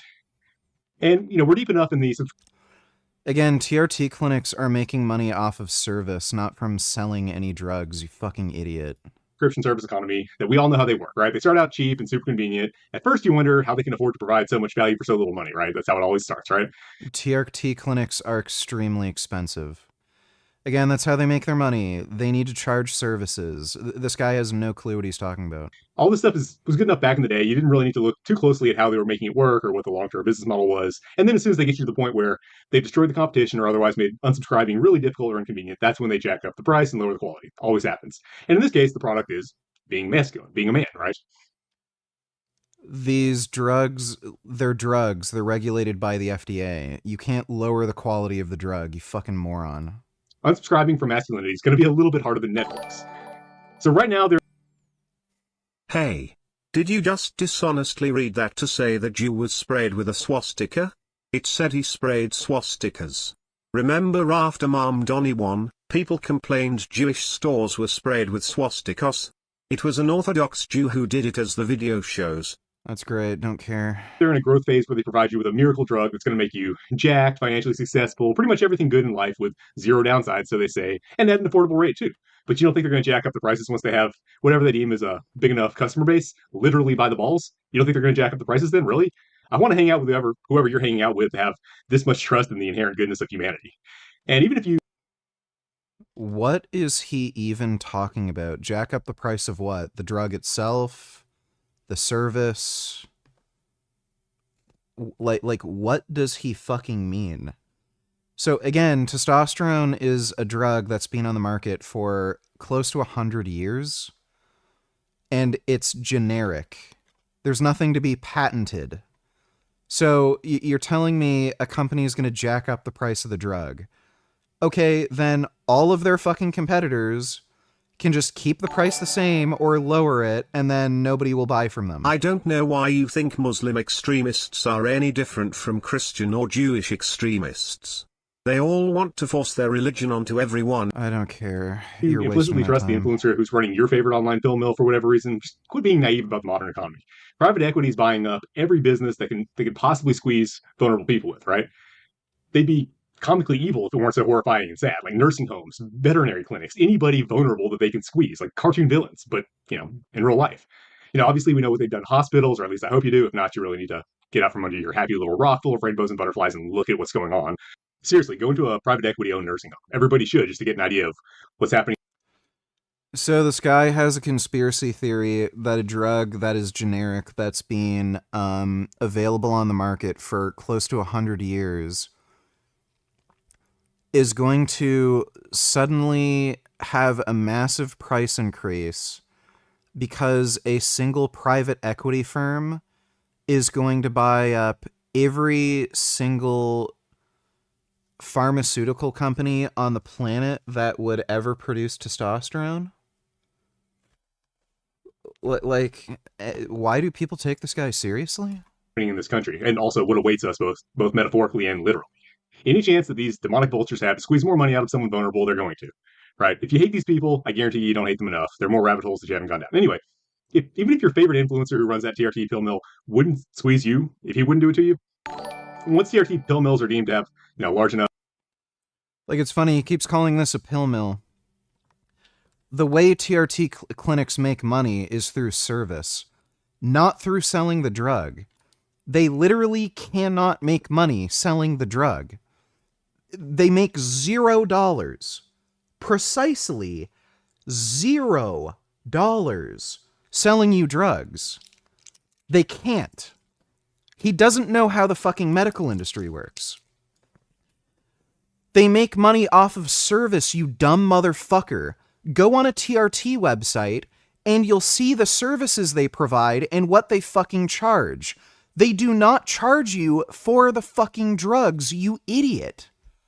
This guy is just out of his mind, fucking stupid. It just blows my mind that this guy didn't even spend, just 5 minutes on fucking Google understanding how these TRT clinics make money. So, I was looking into getting steroids, legitimately through a TRT clinic and seeing if that was a plausible route to go down. There was one place in Toronto that I could have gotten my testosterone from, and they seem to be, supplying bodybuilders because it's run by plastic surgeons, and they actually mention explicitly on their website, physique enhancement. So when you look at the cost of going through them, it explicitly mentions on their website monthly check-ins, unlimited times you can call them and ask questions. They will have phone consults with you with blood work. There's also an explicit subscription fee. It totaled to $5,000 per year. And again, it's explicitly mentioned on the website. This does not cover the cost of the medication. You have to pay for the medication at the pharmacy. So they are making $0 selling you any drug. They cannot, they're not a drug producer. They make $0 selling drugs. It is entirely on the services they provide. So this whole fucking narrative that he came up with, that he just imagined, this make-believe fantasy tale he has, is bullshit. They're making money off the fucking service, you idiot, not the fucking drug. Dodo donated $2. Soul Child has the IQ of Blaha, unironically. Probably a bit dumber. Even Blaha wouldn't be stupid enough to give me money. Thanks for the donation, though, Dodo. Percentage of the population dependent on them. The vultures are going to make your favorite influencer an offer too big to refuse, most likely using someone else's money, probably yours, probably your taxpayer dollars somehow. I don't know how that works, but somehow they got your money from Uncle Sam, what little of it isn't going overseas to fund kid bombing, kid touching, and they're going to buy your favorite influencer out. And then once they have you by the balls, literally, they're going to squeeze you for all that they're worth, okay? And it's not just about the money, so don't say, I don't care, I'm rich, I can afford it. First of all, if you're rich and you're considering going on TRT, fuck that, pay me instead. I will get you plenty jacked, more jacked than real TRT actually could ever get you. Probably more than what they're calling sports TRT even could.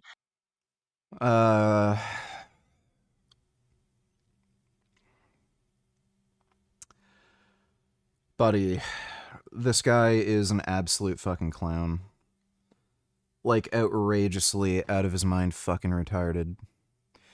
So again, the reason anybody would be on TRT is for treatment of androgen deficiency symptoms. Working out does not treat symptoms of androgen deficiency. Even if you're androgen deficient, you can get in good shape, you can build muscle, but that won't treat androgen deficiency.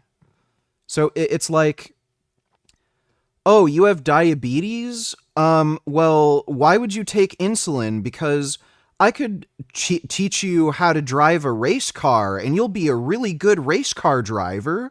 You don't need insulin. What the fuck does that have to do with anything? Except in a much more satisfying way. You'll have something that nobody else in your country club would have, the real deal, the real strength and function to go with. That's my little pitch if you're rich and you're somehow watching this video. Not that I think anyone rich probably is. But anyway, imagine everybody else in your country club, they're wearing the fake Rolexes and you're wearing the real one. That's what you would get. With me, that's my business pitch to any rich person who made a mistake and accidentally clicked on this video. Anyway, even if you aren't worried about the financial side of things that ran on, I ramble a lot, it's still a lever of control over you, right? Maybe it's just one more bill that ties you to your job and prevents you from being able to walk away. Noticed most of the people who have the most sanctimonious anti-steroid stances are always on that shit, but have mid results, so they pass as natty. That is often the case. There's a lot of pro athletes who do that because they think it'll help them pass as natural. Soul Child Donateller, it's not like I want to give you money, but you banned me in chat a while ago for no reason except disagree with me on something. You can call me low IQ or stupid, but at least I'm morally consistent, not a hypocrite like you. And at least you pay my bills. Thanks for the donation, stupid. Way if somebody tries to use your job as leverage to get you to do something you don't want to do. Obviously. This is so absurdly ridiculous. He doesn't even know how much testosterone costs. So the actual drug itself costs practically nothing. I would say your average TRT dose is between 120 to 140 milligrams a week. That's average. The first month, the first 2 months, I was on steroids. I was taking 210 milligrams of testosterone per week. So generally what's considered a high TRT dose is 200 milligrams. Like technically there's no upper limit. But I was taking 210 milligrams per week. So a lot of people would consider that a high TRT dose. Guess how much that cost me? $50 Canadian. So that would translate to roughly 30 or 35 American dollars per week. Or sorry, per month. So 50 Canadian dollars a month, that would translate to about 30, 35 American dollars per month. And that's for a high TRT dose. That put me from 540 nanograms per deciliter testosterone to 2,220. Now, I'm a hyper responder. Like, most people are not going to get this sort of effect from that low of a dose of testosterone. But, $50 Canadian a month to gain 20 pounds of muscle. Solid ass muscle. So again, that's roughly 30 to 35 Canadian dollars. And this guy is trying to tell you, oh, TRT is going to break the bank. You're never going to be able to afford anything. And you're going to have to, like, retire late. You're going to have to spend, like, an extra 5 to 10 years because you're going to have to retire later. You're going to have to, like, stay in the job that you hate because you're not going to be able to, like, afford anything. Yeah, right. So somebody spending about 30 to 35 American dollars per month, and that's on a high TRT dose. Most men aren't even going to need anything like that. So you're looking realistically closer to like about $25 per month for the actual drug itself. So, Dum Dum doesn't know what he's talking about. We've seen that a lot already. There are several scenarios where access to medication could potentially be used more directly as a lever of control, right? There are certainly some powerful factions that seem to be very interested in human growth hormone. It's not like a quick acting drug. It takes a very long time for it to do anything. So the 20 pounds I gained in 2 months, that's pretty much entirely from the testosterone, not the growth hormone. Especially at the dose I'm taking. Like, if I was taking 18 IUs of growth hormone per day, that would be one thing, but I was only taking 5 IUs of growth, so it's the change in my physique is pretty much entirely the testosterone. more overt technocratic authoritarianism, and they seem to be doing pretty well politically at the moment. I'm not saying these folks will be successful in their ambitions. I mean, like, who knows what's going to happen in the next couple decades? But if they were successful in their ambitions, they would not be above making access to technology, including medicine, contingent upon obedience to their growth hormone directives. is not IGF-1. Now, in that situation, I think it would be pretty good to be dependent on as little as possible, especially things like medications that can't be fairly easily produced at the local level. Again, and we don't need testosterone is very easily produced at the local level. In fact, there's a lot of people who homebrew testosterone and other steroids. Go to Chase Irons forum. Chase Irons has a whole forum going over how to make your own steroids, where to source the raw materials from. It is the most brain-dead, straightforward, easy shit you could possibly fucking imagine. You literally just order raw materials from China, you mix it in oil, heat it up, pass it through a medical filter, and then there you go. It is the most brain-dead, easy fucking shit imaginable, and these drugs are also all over the place on the fucking black market. It has never been fucking easier and safer to source these drugs on the black market because doctors are such fucking morons.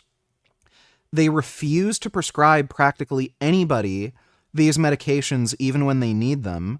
And there's such a high demand for these fucking drugs from people who actually need them that everyone started turning to the black market, and the black market took up the slack that the medical industry, won't provide. So now we have producers that will share all the ingredients in what they're making. They'll mention if there's solvents like ethyl oleate. They get third-party testing, and you can cross-reference it with the batch number they have, and they deliver straight to your door through mail.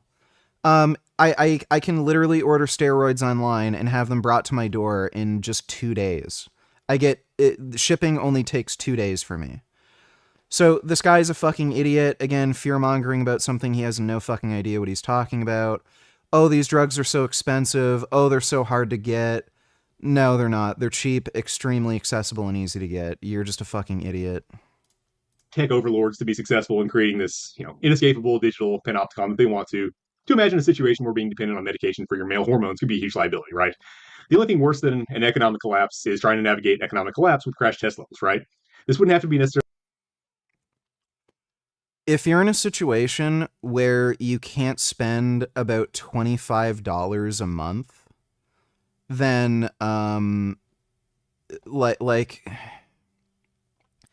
you have so many other fucking problems.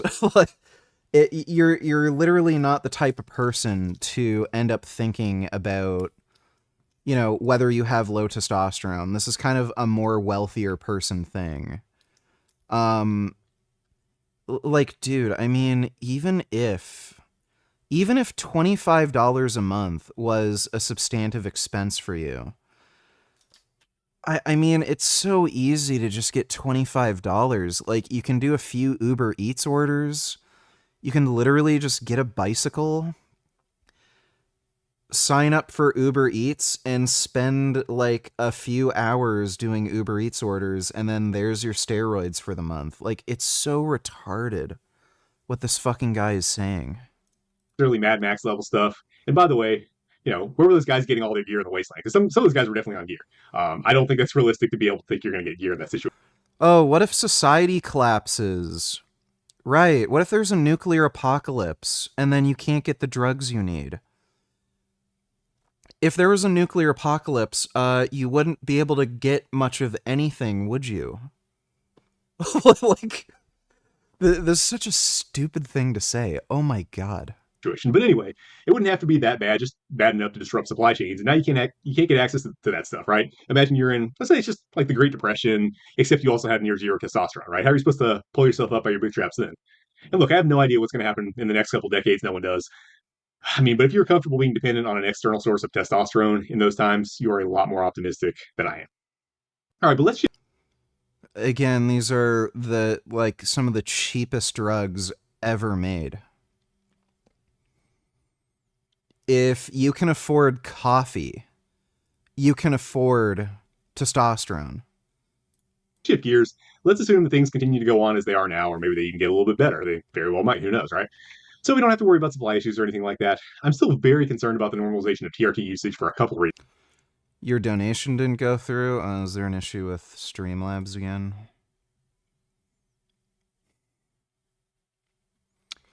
Yeah, I don't know. Sometimes there's issues with Streamlabs. And let's be clear, that's what a lot of people are pushing for. You see these narratives that all men inescapably have half the testosterone of their grandfathers, a quarter of that of their great-grandfathers, no matter what they do because of microplastics or endocrine disruptors or whatever. That's what they're trying to say. They're trying to make the case that it's normal for men to need exogenous testosterone to be what we would consider normally masculine. That's the case they're making with that kind of rhetoric. That comes from a variety of motives, both from people who are genuinely concerned about environmental toxins and declining male health, but also from people who want to sell the cure to that particular poison. And I suspect there are a lot of people who just want to take steroids and feel better So again, more conspiracy nonsense about it if they can claim that they're just trying to get back to whatever normal is in some way, and also position themselves as saviors trying to... So the research on this is pretty clear. Your average man in their mid-20s has the same testosterone as your average man in their 70s. That's how bad it's gotten. So elderly people who are over retirement age have the same testosterone levels as men in their mid-20s.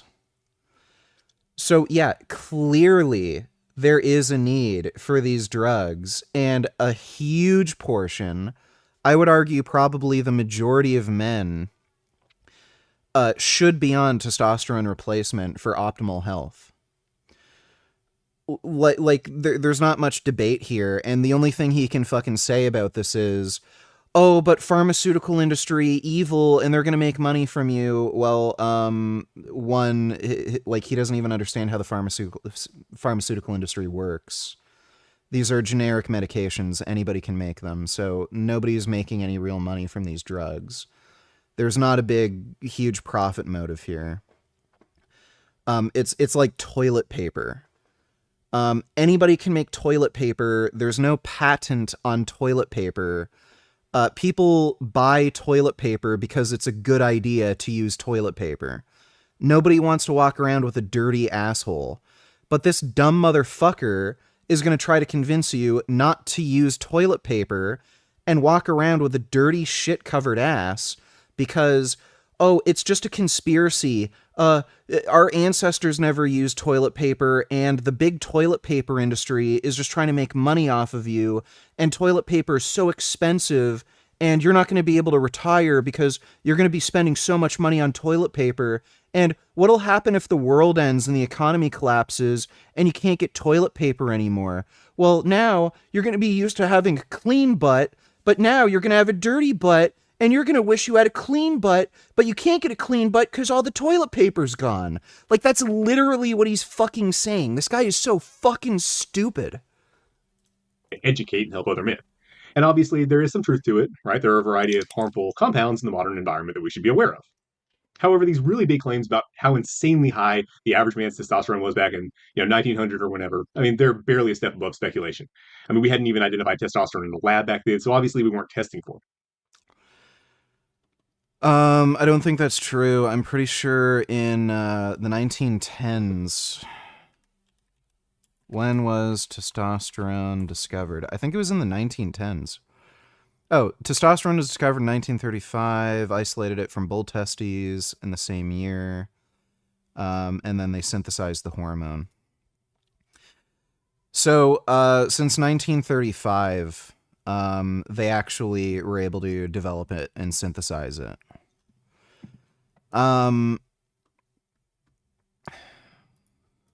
a lab back then, so obviously we weren't testing for it.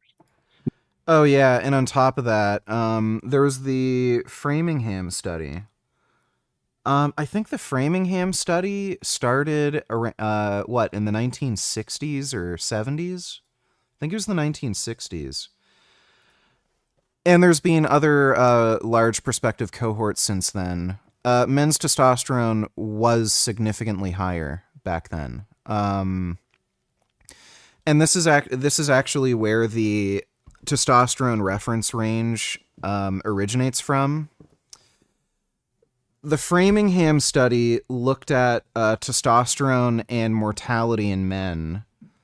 The average range varied from about 300 nanograms per deciliter up to about 1100 nanograms per deciliter.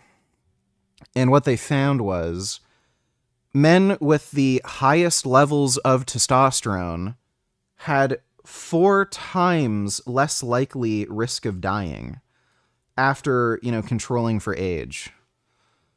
So if your testosterone is around 300 or 400, you have a 4 times higher likely risk of all-cause mortality versus somebody with testosterone around 1,000 or 1,100. So men with higher testosterone live longer. Now, there could be some confounding variables at play. So men with lower testosterone, they may be in poorer health due to reasons unrelated to testosterone. So if they don't eat well, don't exercise much, they have mental health issues, drug addiction, stuff like that, those factors may lower their testosterone. But that's still kind of helps point you in the direction that maybe testosterone is a good thing. And there is in fact direct evidence to indicate higher testosterone is protective. Testosterone is cardioprotective. So testosterone lowers your LDL cholesterol. It also increases aromatization.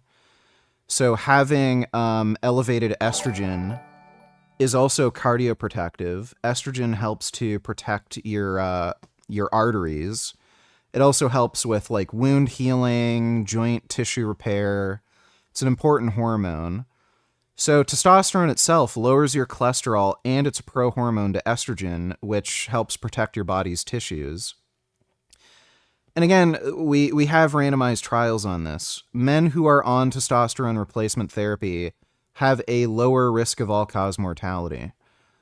So, we're done here. Testosterone's good for you. And again, all this guy can say is, oh, don't use toilet paper because the toilet paper industry is just trying to make money off of you. It's not like cleaning your ass has any benefit. Do black people really have an advantage when it comes to muscle growth, or do they have more perceived muscle aesthetics? Due to their darker skin tone, I think black people just appear more muscular, because why do bodybuilders stand before competitions? Well, when you look at sports that rely on strength and power, black people kind of dominate those sports. So, like football, for example. I don't think it's a coincidence that 90% of fucking NFL football players are black. So there very likely is a genetic advantage. You can also look at sprinting. It's not even a meme. If you want to be a world champion sprinter, you have to be black.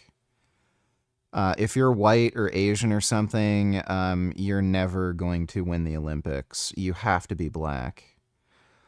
So there probably is something to it.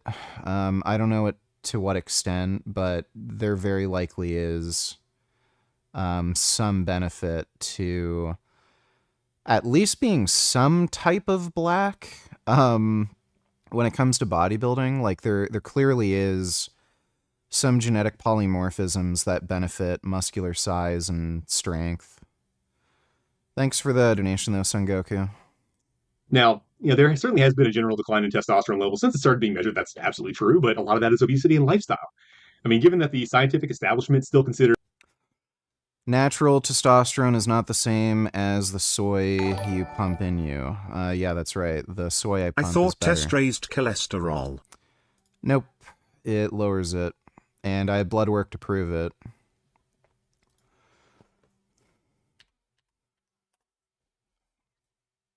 I'll literally prove it right now. So just give me a second. I don't want to dox myself or anything, so I'm just going to do a screenshot.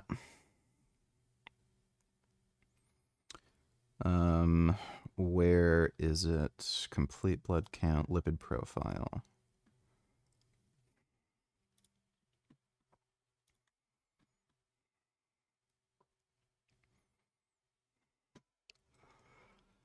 So this was my lipid panel pre-steroids. I don't know why this has to be so fucking retarded. I don't know if that's big enough for you to see, but that's the best I can do. So LDL cholesterol, 2.06 millimoles per liter. Let me just do the conversion.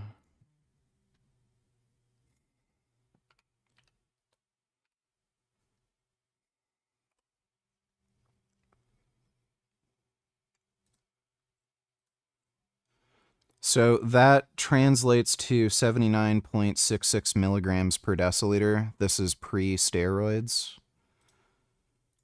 And then my lab results on steroids.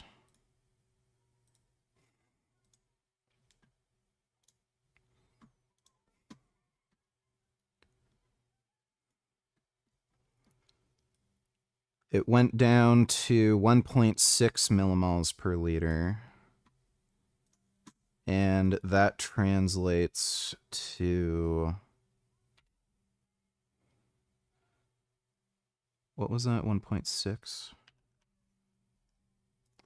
61.87 milligrams per deciliter.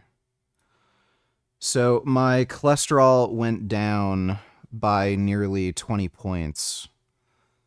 Going from natural to being on 210 milligrams of testosterone per week. And that is a typical effect that you see with anybody on testosterone. You typically see cholesterol levels go down by about 10 to 20%. So, no.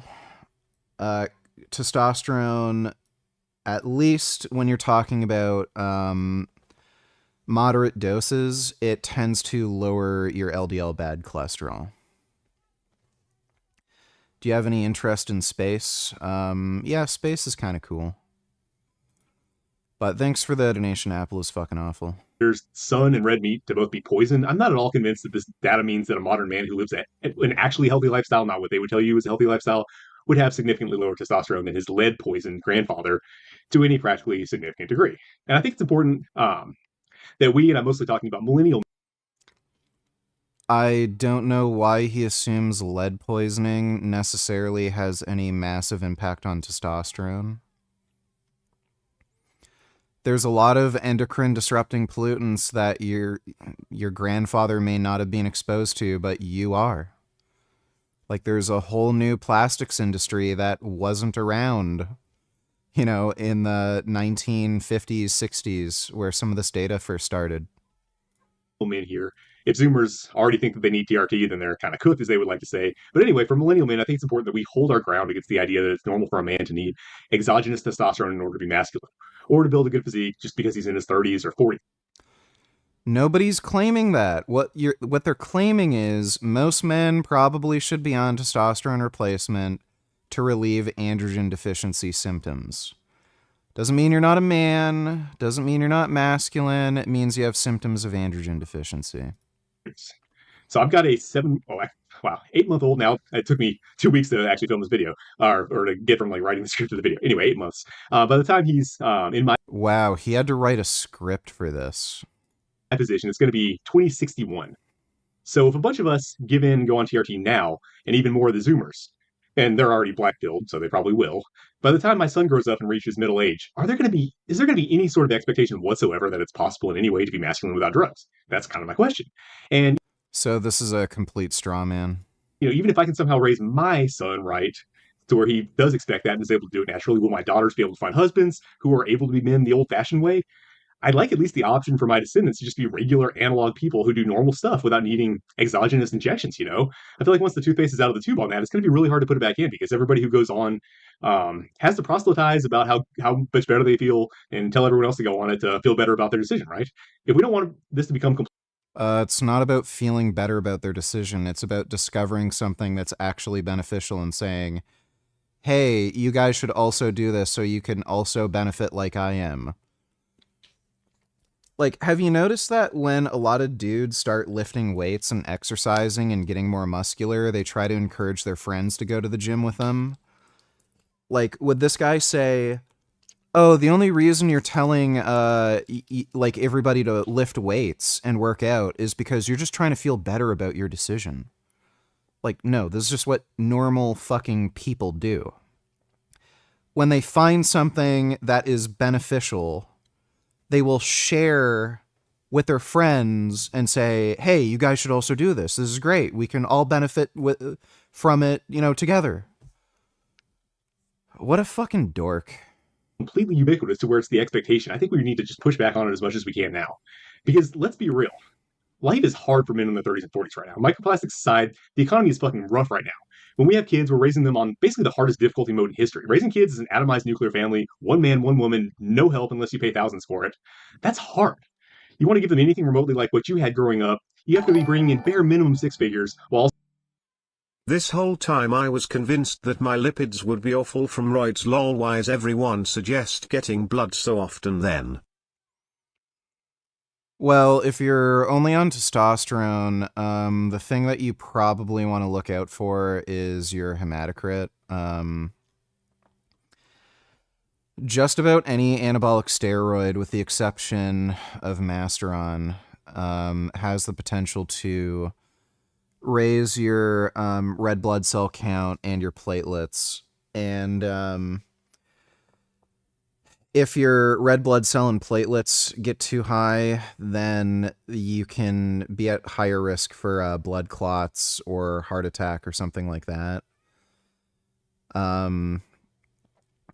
You don't just want to look at your hematocrit. Hematocrit values are a little overhyped. Elevated hematocrit is fine. It's just that when your red blood cells, and particularly platelets, are out of range, you can be in a hypercoagulable state. And you don't need to get blood work done like all the fucking time. After a few blood draws, you'll figure out whether or not there's anything you really need to look out for. So some people are extremely sensitive to elevated hematocrit. Some people aren't. So far, I've only gotten one test. I'm going to get another test done in a few days. But so far, it doesn't really seem to have impacted my hematocrit. Right now, I'm not symptomatic. So yeah, the blood work isn't for your lipids in particular. It's usually for hematocrit in particular.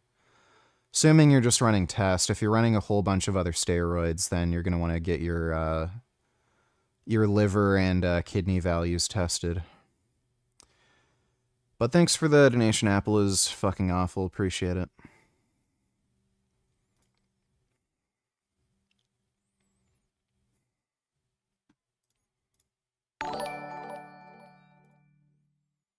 Is this the poor man's version of human growth hormone?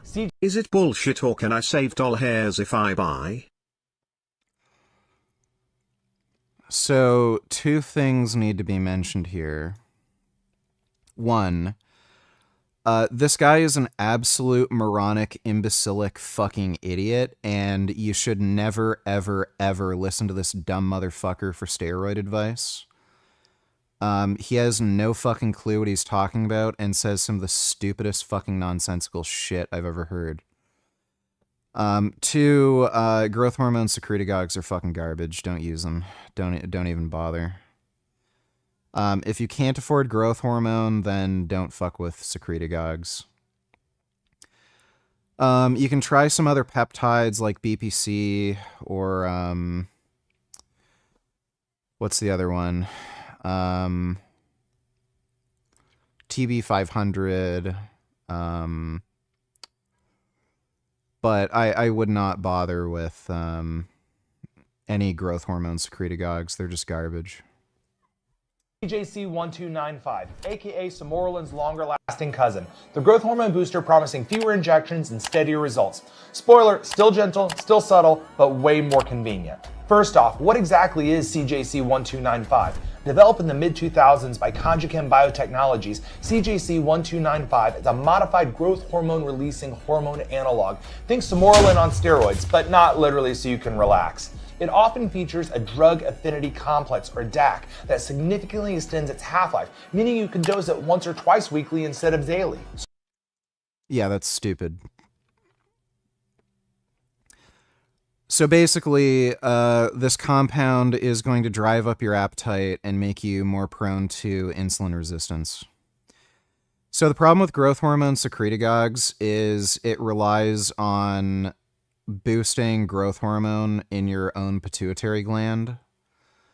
So the way your body works is growth hormone is kind of antagonistic to insulin. So if growth hormone is released, you end up having lower insulin levels, and if insulin is released, growth hormone goes down. Growth hormone is used by your body to help you metabolize fat. So that's why prolonged fasting will elevate your growth hormone levels. It's just because it's a hormone that's involved in fat metabolism. So if you end up taking a secretagogue that boosts growth hormone production through the pituitary gland, your body is going to end up producing less insulin, and while that secretagogue is in effect, you're going to be more prone to insulin resistance. So you're going to have to make sure you know when this drug is actually working, when your growth hormone levels are actually spiking, and time all of your meals around when you're going to have those spikes. Whereas if you're just injecting growth hormone, you can just inject it whenever the fuck you want. And because your own body isn't fucking producing it, you don't have to worry about insulin resistance. And most people just inject before bedtime anyway, so like it's not even something you really have to be concerned with. And on top of that, all the pathway in which these secretagogues work, it boosts your appetite. It affects your hunger hormone, ghrelin or whatever, and it'll just encourage fat gain. So, and again, that will only exacerbate high blood sugar, insulin problems. So, if you want to be fatter and you want to raise your HbA1c, these are great, but they're fucking garbage compared to growth hormone. And again, because they're secretagogues, you're never going to be able to boost your growth hormone levels to the extent you would if you were just taking growth hormone. So, like, the unfortunate reality is, like, yeah, growth hormone's expensive, even if you get Chinese-made generics. They're still expensive. I'm spending about $450 a month on growth hormone, and I know a lot of people can't afford that. But I also can't afford a fucking Lamborghini. I can't afford first-class plane flights. I can't afford a lot of things, and I don't buy them, and yeah, it kind of sucks. I wish I had a Lamborghini, but I'm not going to do something stupid and, I don't know, like, fly on Congolese Airlines so that I can get the experience of a first-class flight, but, like, I'm in a fucking jet in the Congo that's going to break down and kill me, just because, like, oh, well, it's basically a first-class flight. I'm the only passenger on the plane, and I don't have to listen to a screaming kid, and I have all the fucking legroom I want. Like, it's stupid. So, yeah, if you can't afford it, then, like, just don't take it. Don't go for some, like, shitty alternative that's going to, like, worsen your health for no fucking reason, right? So, you know, you can get a lot out of just testosterone. Testosterone is an extraordinarily good, beneficial, potent drug. If you can't afford growth hormone, then, like, maybe you can take BPC 157 or TB 500 occasionally if you have some aches and pains and you want to heal faster or something. But don't fall for this, like, bullshit where these influencers are telling you, oh, the fucking secretagogue, it's just like growth hormone, but, like, 10 times cheaper. Well, it's not. There's a reason it's 10 times cheaper. It's because it sucks. Just like why flying on Congolese airline, it's cheap, but it sucks. Thanks for the donation, less is steroids. Also doing a ton of parenting. You know, they say having a stay-at-home mom in the 50s was oppressive, and in a lot of ways it was. You know, one woman alone was never supposed to do all the childcare. It was supposed to be done as a community where, you know, each mom had tons of community help. But now you as a man have to do a whole lot of what made 1950s housewives turn to mom's little helper pills, while also being on your grind set as a provider and an entrepreneur, right? It's tough. You know, it's so easy to hear these influencers who are being paid by the pill mills pushing their miracle drug that gives you energy, boosts your morale, makes effort feel good, and all that. Think that's what I need, right? But struggling with the situation you're in doesn't mean you have low T. It means the situation fucking sucks. There's a saying.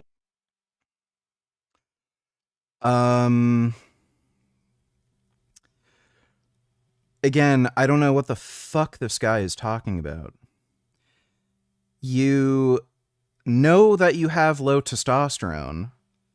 Like, you will know if you have low testosterone if you get a blood test and it shows you have low testosterone.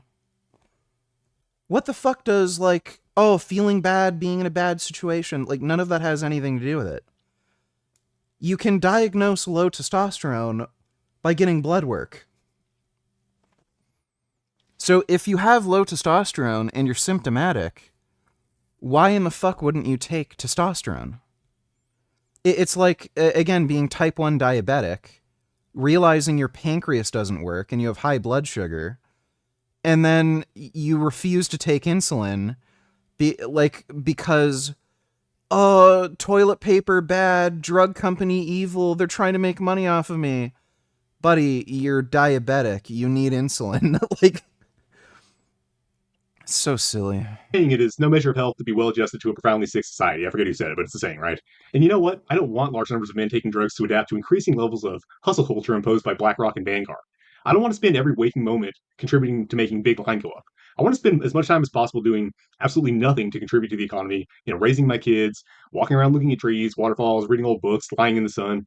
So I don't want a bunch of morons taking TRT so they can wake up at 0400 6 days a week to grind on their Ponzi scheme, driving the housing prices up even more, right? Now, don't get me wrong, I have nothing against hard work in general, but very few of these, you know, grind set, productive types, very few of them are actually doing anything that would traditionally be recognized as hard work. In fact, they look down upon hard work. That's trading your time for money. That's what the poors do. People without a growth mindset. You're supposed to. So this guy doesn't want men taking testosterone because they're going to be too productive and figure out ways to make money more efficiently, and he doesn't like the idea of people being wealthier than him while choosing forms of work that are not as difficult and make more money more efficiently.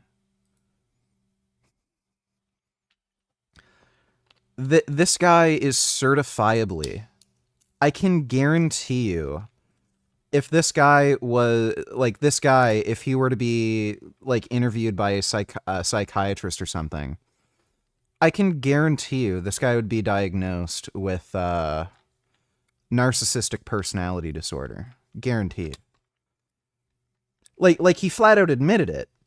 Like we were talking about how this guy is just jealous of other people and he's trying to bring other people down because he doesn't like the idea of somebody being better than him. He literally just admitted to it. Do you think there's good reason to believe pump ingredients and drugs like L-citrulline and Cialis will help build muscle, or am I just wasting money on temporary pumps that are driving my extreme body dysmorphia?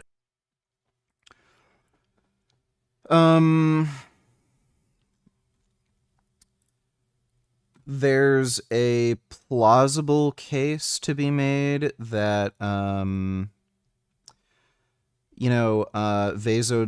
vasodilative properties of these supplements or drugs might contribute to muscle growth. Chances are they work better if you're also on steroids. So there's like a synergistic effect, but like Cialis is pretty expensive. I was on like actual pharmaceutical Cialis a few years ago when I was suffering depression. I had erectile dysfunction because of the depression. So my doctor prescribed me Cialis. It was about $120 a month. So, like, if you're going to spend $120 a month on Cialis hoping to make gains, again, I spent about $50 a month on testosterone, and I put on 20 pounds of muscle in 2 months.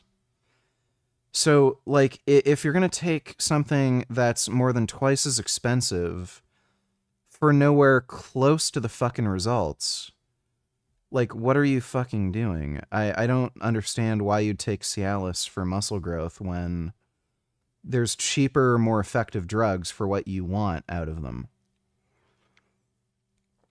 No, even the tadalafil was pretty expensive. I think it was only like a $5 or $10 difference. Because I remember, sometimes the pharmacy would be out of tadalafil and they'd only have Cialis. So, and then I'd look at the bill. It was like only a $5 or $10 difference. I was spending like $110 for tadalafil, and then it was like $120 for the Cialis. It wasn't much different. Like, that's Canada prices. I don't know what it's like in the States. I know it works differently. A lot of people pay for their Cialis prescription through their insurance in the States. So I think some of the cost is a bit different in the States. Most people don't have like insurance in Canada. So it might be a lot cheaper in the States if you get tadalafil, but in Canada it's like $5 or $10 difference. It's practically nothing.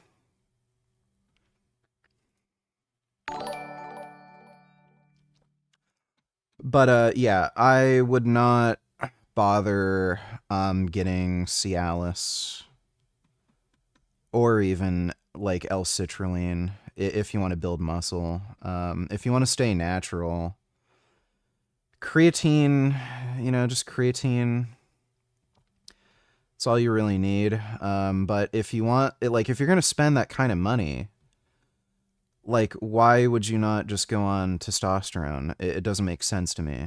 I'm assuming you're not a millionaire or anything, and like money has, like, there's no cost benefit analysis to you. So if you're like a average working stiff like everybody else, why would you spend like $100 a month on Cialis when you could spend less than half that on testosterone and get way more results? But yeah, if you want to stay natural, like, just stick to creatine. You're not really going to make any more gains with Cialis or citrulline. DD donated $2. Let me see. Ethyl oleate is sort of the PED user's boogeyman. I have seen some dudes have high C-reactive protein. Ethyl oleate is a synthetic carrier oil / solvent. It's very smooth, it's very thin, and UGLs use it because it allows them to make higher concentration PEDs. It's not just so that they can make things in higher concentration, but that is often what it's used for. So anytime you see like testosterone and enthate dosed at like 400 milligrams per mil, guaranteed there's ethyl oleate, because there's no other way to keep it in suspension at that concentration. But they also have to use it for, or almost have to use it for, certain compounds. DHB, dihydroboldenone. It's a really weird substance. It kind of turns into like a gel, and you can't draw it through a needle if you just try to suspend it in oil. So most of these like chemists or compounders, they'll add in ethyl oleate because that's the only way to have it be an oily, normal sort of substance that you can draw. But ethyl oleate's really bad. Do not ever take anything with ethyl oleate in it. It's not worth it. 500 milligram testosterone. A lot of guys end up getting PIP from it. Speculation that the high concentrations of gear that are mixed with it actually crash when they're injected in you and crystallize in the muscle, and that's why you end up with all this pain. Most UGLs now are using MCT. It's smooth, it draws easily. I would generally avoid ethyl oleate. It has a very distinct smell to it. It has a very strong chemical smell, but I would stay away from it. I've seen a lot of guys have problems with it. I don't think it's a good. Yeah, if you ever see any gear with ethyl oleate, do not take it. It is literally a solvent. Oh, yeah. That's okay. You only train for 1 hour 4 times a week because you're on steroids. It's a competitive bodybuilder, you will be on steroids. But steroids, what do? Help your recovery ability. Yeah, so if you're a natural bodybuilder who's not taking steroids and you train hard, you cannot train more than 3 or 4 times a week. You won't recover. So what you have is professional bodybuilders take steroids and they train 6 times a week. It's not ideal. Yeah. It's too much, but they can recover because of the help that they get from the steroids to recover. Yeah. And if you're not taking steroids, which I don't recommend unless you have some ambition to really compete at a good level, you're not going to recover. Try to do Ronnie Coleman's training. See what happens. You'll get smaller because you will not recover from the stress. But if I told you we're going to do 6 or 7 sets and I wrote it on a piece of paper, what is this? This is nothing. It's the intensity that you have to put into it. If it was the volume, but for sure, I would be in the gym all day. I was best professional bodybuilder in the world. If it required me to be in the gym 10 hours a day, I would have been in the 10 hours a day. I would. Dorian Yates is kind of a weirdo with the shit. So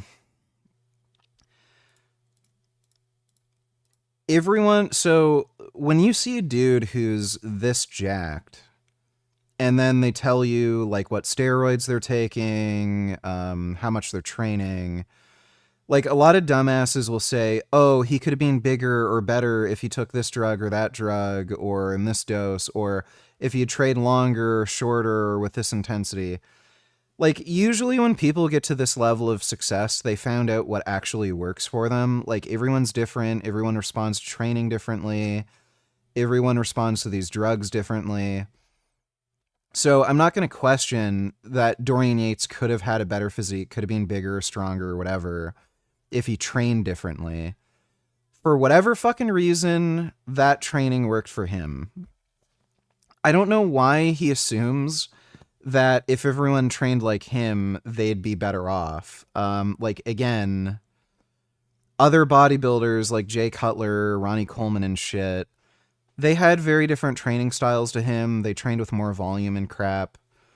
And they reached similar, if not greater levels of success than he did. So, you just try what works. You can try Dorian Yates training, see if it works for you. If it works for you, then great. If it doesn't, then yeah, you might want to train with higher volume. It's as simple as that. I can tell you from my own personal experience, when I started using steroids 3 months ago, August 1st, for the first couple weeks, my training stayed exactly the same. I didn't change like the exercises I was doing, the sets, the reps, like nothing. I just kept everything the same. And then, like I noticed I was recovering so well and I felt like I could do so much more. I upped the amount of sets I was doing. I upped the, amount of exercises I was doing. I started doing, like just adding in some extra compounds here and there, definitely some extra isolation work. and I was growing more. So like clearly increasing the volume for me. And I train hard. Like you can see my training. I often do go to all out failure. So everyone responds differently to training, and everybody has different training needs. And some of it's also going to depend on your absolute strength, how big you are, all these different things, like your training age. But I don't know why he figures everybody should just train like he does. It's really weird. K677 is the $80 growth hormone that they don't want you to know about. Within the first week, your appetite will almost double, with that 200 grams of chicken that you were puking up before going down with absolute ease on the very first day of taking it. After 4 weeks, your strength has almost doubled, your tendon strength is unmatched, and you sleep and recover like you just came out of the Captain America. So, by the way, when he's saying this, he sells MK678. Is that the new one, or is that just typo or something? Hyper chamber. With great power also comes great responsibility. MK holds a lot of water retention, so you have to watch your carbohydrates while you take it, as well as prolonged use can drastically affect insulin sensitivity. All in all, MK677 is the best thing that you could possibly take for natural or enhanced recovery, as there's no... Nope. Testosterone and growth hormone work far better. PCT needed, and virtually one of the safest things on the market today for research. Yeah, so he sells this. So when you hear this bullshit from influencers talking about how great some of these secretagogues are, they're selling it. So they're in a weird legal gray area where you can still sell them. You can't sell growth hormone. So don't, yeah, he's full of shit. Don't listen to him. Thanks for the donation, DD. 1 hour 30 on this boring ass video from a YouTuber nobody's ever heard of. You're also just saying the same thing over and over again. Like, okay, yeah, we get it already. Jesus fuck. Shut the fuck up and move on to the next video. Holy fucking goddamn shit. People wanted me to react to this, so I'm reacting to it, okay? Suck my ass. Thanks for the donation, 21st. Even Ben Shapiro called out Tucker Carlson on his bullshit. And it's very difficult for me to believe that Tucker is merely anti-Israel when, for example, today, in his newsletter, I mean, I can directly quote it if you'd like, in his newsletter today, he claimed that Zoran Mamdani is not anti-Semitic. This was his newsletter today, this morning. I mean, I'm happy to read the text. It's a little extraordinary because, again, it is kind of shocking stuff. Well, I'm not gonna react to the rest of that, but yeah, Ben Shapiro's like the only based conservative right now. Who would have figured? Thanks for the donation, Dodo. To be an entrepreneur, you're supposed to start a business teaching other people how to get rich for exorbitant sums of money. You have to invest in yourself, right? So that they can teach other people how to get rich for exorbitant sums in their own right. Right? That's what everyone's... Why is alcohol mostly accepted, but TRT is controversial? Well, the government is okay with anything that makes you fat, sick, and stupid. That's why. So alcohol's fine. Marijuana just recently became legalized, which I'm in favor of. But it's not like these drugs are totally safe, especially alcohol. Alcohol is the #1 cause of all emergency room visits. It's related to, I don't know how much crime, so much death, spousal abuse. We know it's a cancer-causing carcinogen. It causes hypogonadism, which would require somebody to be on TRT. Directly damages the testicles. It's liver toxic, kidney toxic. It's literally poison. But yeah, alcohol's fine. You don't need a prescription for it. But testosterone. You have to meet a very specific set of criteria. You need to talk to the right doctor who's open-minded to it in order to even have a chance of being prescribed. Like, it's silly. It's fucking stupid. So the government, like society is just setting you up to fail. Like again, everything is designed to make you fat, sick, and stupid. The food system is designed to make you fat, sick, and stupid. The drugs that are legal are made to make you fat, sick, and stupid. Even the schooling system is designed to make you fat, sick, and stupid. They don't let kids have enough fucking exercise. You're sitting indoors all day. Like, none of the schoolwork you do really teaches you any critical thinking skills. Practically all of it is completely useless and won't help you get a job. So everything is set up to make you fail and just be fat, sick, and stupid, but lo and behold, we have drugs that actually motivate you, make you stronger, improve your mental health, and those are banned. So, don't do what society wants you to do, just make fucking gains. Is there an equivalent steroid to testosterone for women to take? Is Anavar okay for women? Yeah, the equivalent steroid would be testosterone. Women can take testosterone, you just need to take it in a lower dose if you're a female. And in all likelihood, women are actually suffering from androgen deficiency to like the same rate as men are. Like, if men's testosterone levels are going down, then it's also likely the case that women's testosterone is also going down. Like, the amount of, you can look at married dudes, right? Like, or even just dudes in, like, a monogamous relationship. How many men are complaining that their girlfriends are, like, literally never interested in having sex? Like, that's not normal. Women are supposed to get fucking horny, too. There's a really interesting anecdote that I saw. I think it was, like, on Instagram or something. There was a chick who literally said her boyfriend's breath would, like, literally just make her, like, sick to her stomach. Just, like, being around him would make her feel sick, and, like, the thought of having sex just disgusted her. And then she got her hormones checked. Turns out she had low testosterone, and she went on testosterone replacement therapy. It's just a lower dose for females. And then she wanted to have sex. She was attracted to her fucking partner again. So, like, the amount of stories I've seen where dudes have that problem with their, like, girlfriend or wife or something, there's a good chance that women are suffering from low testosterone just as often as men are suffering from low testosterone. So the equivalent steroid for women would be testosterone. It's just women have to take a lower dose. If you want performance enhancement, then testosterone wouldn't be the drug of choice for women because it's going to be masculinizing. So yeah, Anavar would be the next anabolic steroid you'd probably recommend for a female. It's very low on the androgenic side effects.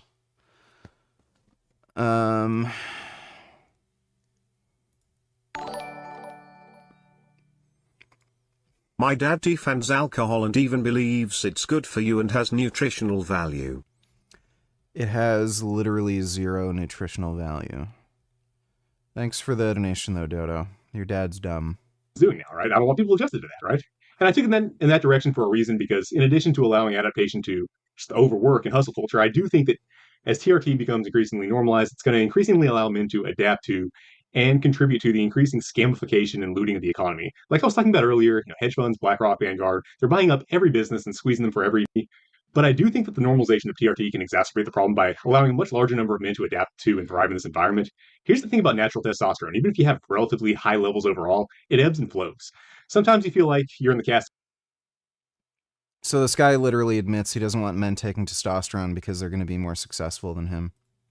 Focus on the external metrics of winning instead, right? I don't think it's an accident that a lot of these scammers are on some form of gear. And it isn't just to look jacked with less effort. I think it also helps them quiet any doubts in their mind about what they might be doing. And this is where the normalization of TRT has way more potential societal risk than steroids. Leaders, whether we're talking about academics, political figures, businessmen, are probably not going to be buying Trin and check drops from the big dude at the gym to get their bench press up, right? At least not commonly. Honestly, it might be cooler if they were, to be honest with you. I'd vote for a wide-ranging powerlifter as long as he wasn't on the Epstein list and he wasn't taking money from one particular foreign lobby that I won't mention. But that's probably not a huge overall concern either way. Anyway, TRT, on the other hand, is something that is becoming increasingly common with our thought leaders in all fields and at all levels. They say Yeah, what does that tell you? Maybe it's good. Did your family members drink alcohol? Only really my grandmother. What are key symptoms for low test? There's a big range of symptoms, but typically the most common ones are depression, anxiety, low motivation. That can also be paired with low sex drive or low libido. And there's like physical symptoms as well. So difficulty building muscle, low amount of strength, low muscle mass and tone. My best friend, actually, I was helping him with his training routine, and I noticed he was a beginner lifter. He had a really hard time like just increasing weights by 5 pounds each week, which is like a normal rate of progression for a beginner. We would have to go like 2, 3, maybe 4 weeks before you can even increase weight on the bar by like 5 pounds. And I told him, you should get your testosterone checked because that was weird. If you're not able to progress by like 5 pounds on a compound lift week after week, when you just started lifting, that's abnormal. So I told him to get his testosterone checked, and he was kind of lazy about it. He didn't do it until a few months later, but turns out he was extremely hypogonadal. Like, I think he had the testosterone of like a 95-year-old man or something. So, the most common symptoms, though, are going to be like the mental health ones. So depression, anxiety, low mood, lack of motivation, stuff like that. And then there's the other ones that may come along with it. Like low libido, difficulty building muscle, shit like that. Do you still believe Ben Shapiro himself is racist? Remember his book? Yard, ha ha. He's definitely racist, and he's the funny kind of racist who doesn't like black people, but he sexually fetishizes them. Thanks for the donation, Dodo. Testosterone is an antidepressant for men, but you know what? I kind of want the men in my generation to be depressed, at least sometimes. Things are fucking depressing. I don't trust a man who's happy all the time because he doesn't care about the world that my kids will inherit. Now, obviously, I don't want you to be crippling depressed where you can't take any kind of positive action. Depression isn't normal. So here's the difference. Well, and this guy has no fucking clue what he's talking about either. The difference between either having normal or low levels of testosterone and then being on like super physiological doses. If something fucked up happens to you and it would normally kind of make you depressed, low mood, and you get that lack of motivation, and then there's like this ebb and flow where you have to like find that motivation again. If you're on testosterone, something fucked up and shitty will happen, but you'll just have that drive, and you'll realize like, okay, this is a fucking problem. I don't like it. I'm going to find a solution to this. This is something I can solve and I can handle, and you'll be able to like just power through it. Whereas if you have like normal or low levels of testosterone, you're going to go through that like weird phase where like you're grieving, and then you're kind of like in bed and you're like, fuck me, why is this happening? And then you're like confused, like, what do I do? When you're on higher doses of test, you just feel like your executive function is just so much better. You like, if something fucking annoying and stupid or fucked happens to you, rather than going through that weird phase where you have that slump and then you have to like, you know, get yourself back, you don't go through the slump. You're just like, you still feel like pissed off or fucked from something, but it doesn't like slow you down. You just power through it and you just think, okay, this is the problem. This is how I'm going to deal with it.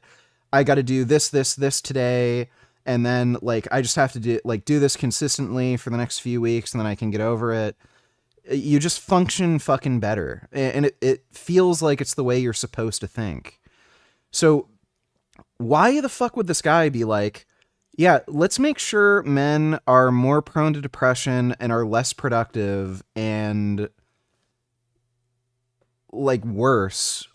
But like he explains it. It's like, oh, well, then I feel better about myself and my shortcomings. Like the guy's a dickhead. But I also don't want you to be one of these farm addicts who says, you know, I don't feel amazing all the time. What can I take to make this go away? I want you to sit down with reality some, but then actually do your best about it, right?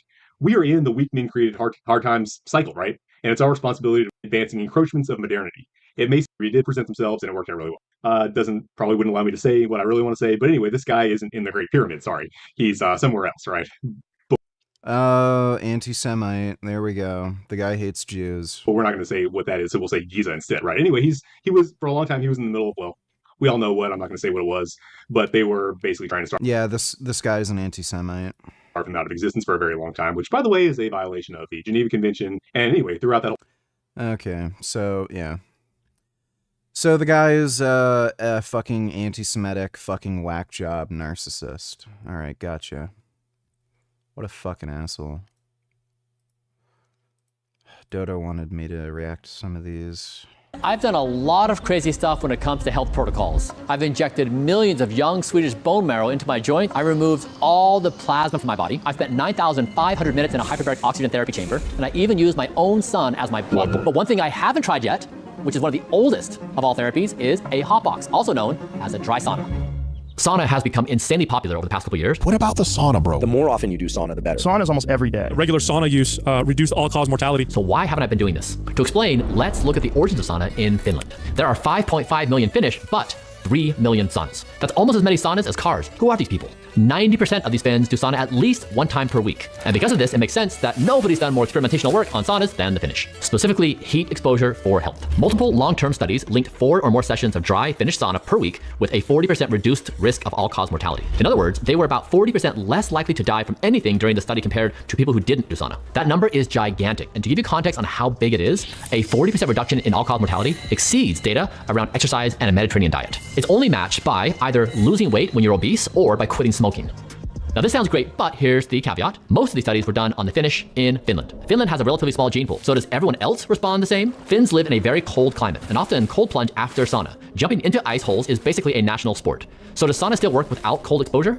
And even more importantly, sauna triggers some of the same effects as exercise: faster circulation, sweating, higher heart rate. So would sauna add anything on top of my daily workouts? Or does it mainly help people who don't exercise much? It's for these reasons that I didn't prioritize doing sauna. We prioritized other therapies the past couple years. But that changed when my lead physician, Dr. Mike Mallon, joined me and said, Brian, get the sauna right now. The benefits are way too good to ignore. I love sauna. Sauna is like, I feel like as soon as I started working with Brian, I was like, why are we doing sauna? So like all things Blueprint, we went to the scientific literature and we said, what is the best 30-day protocol to implement?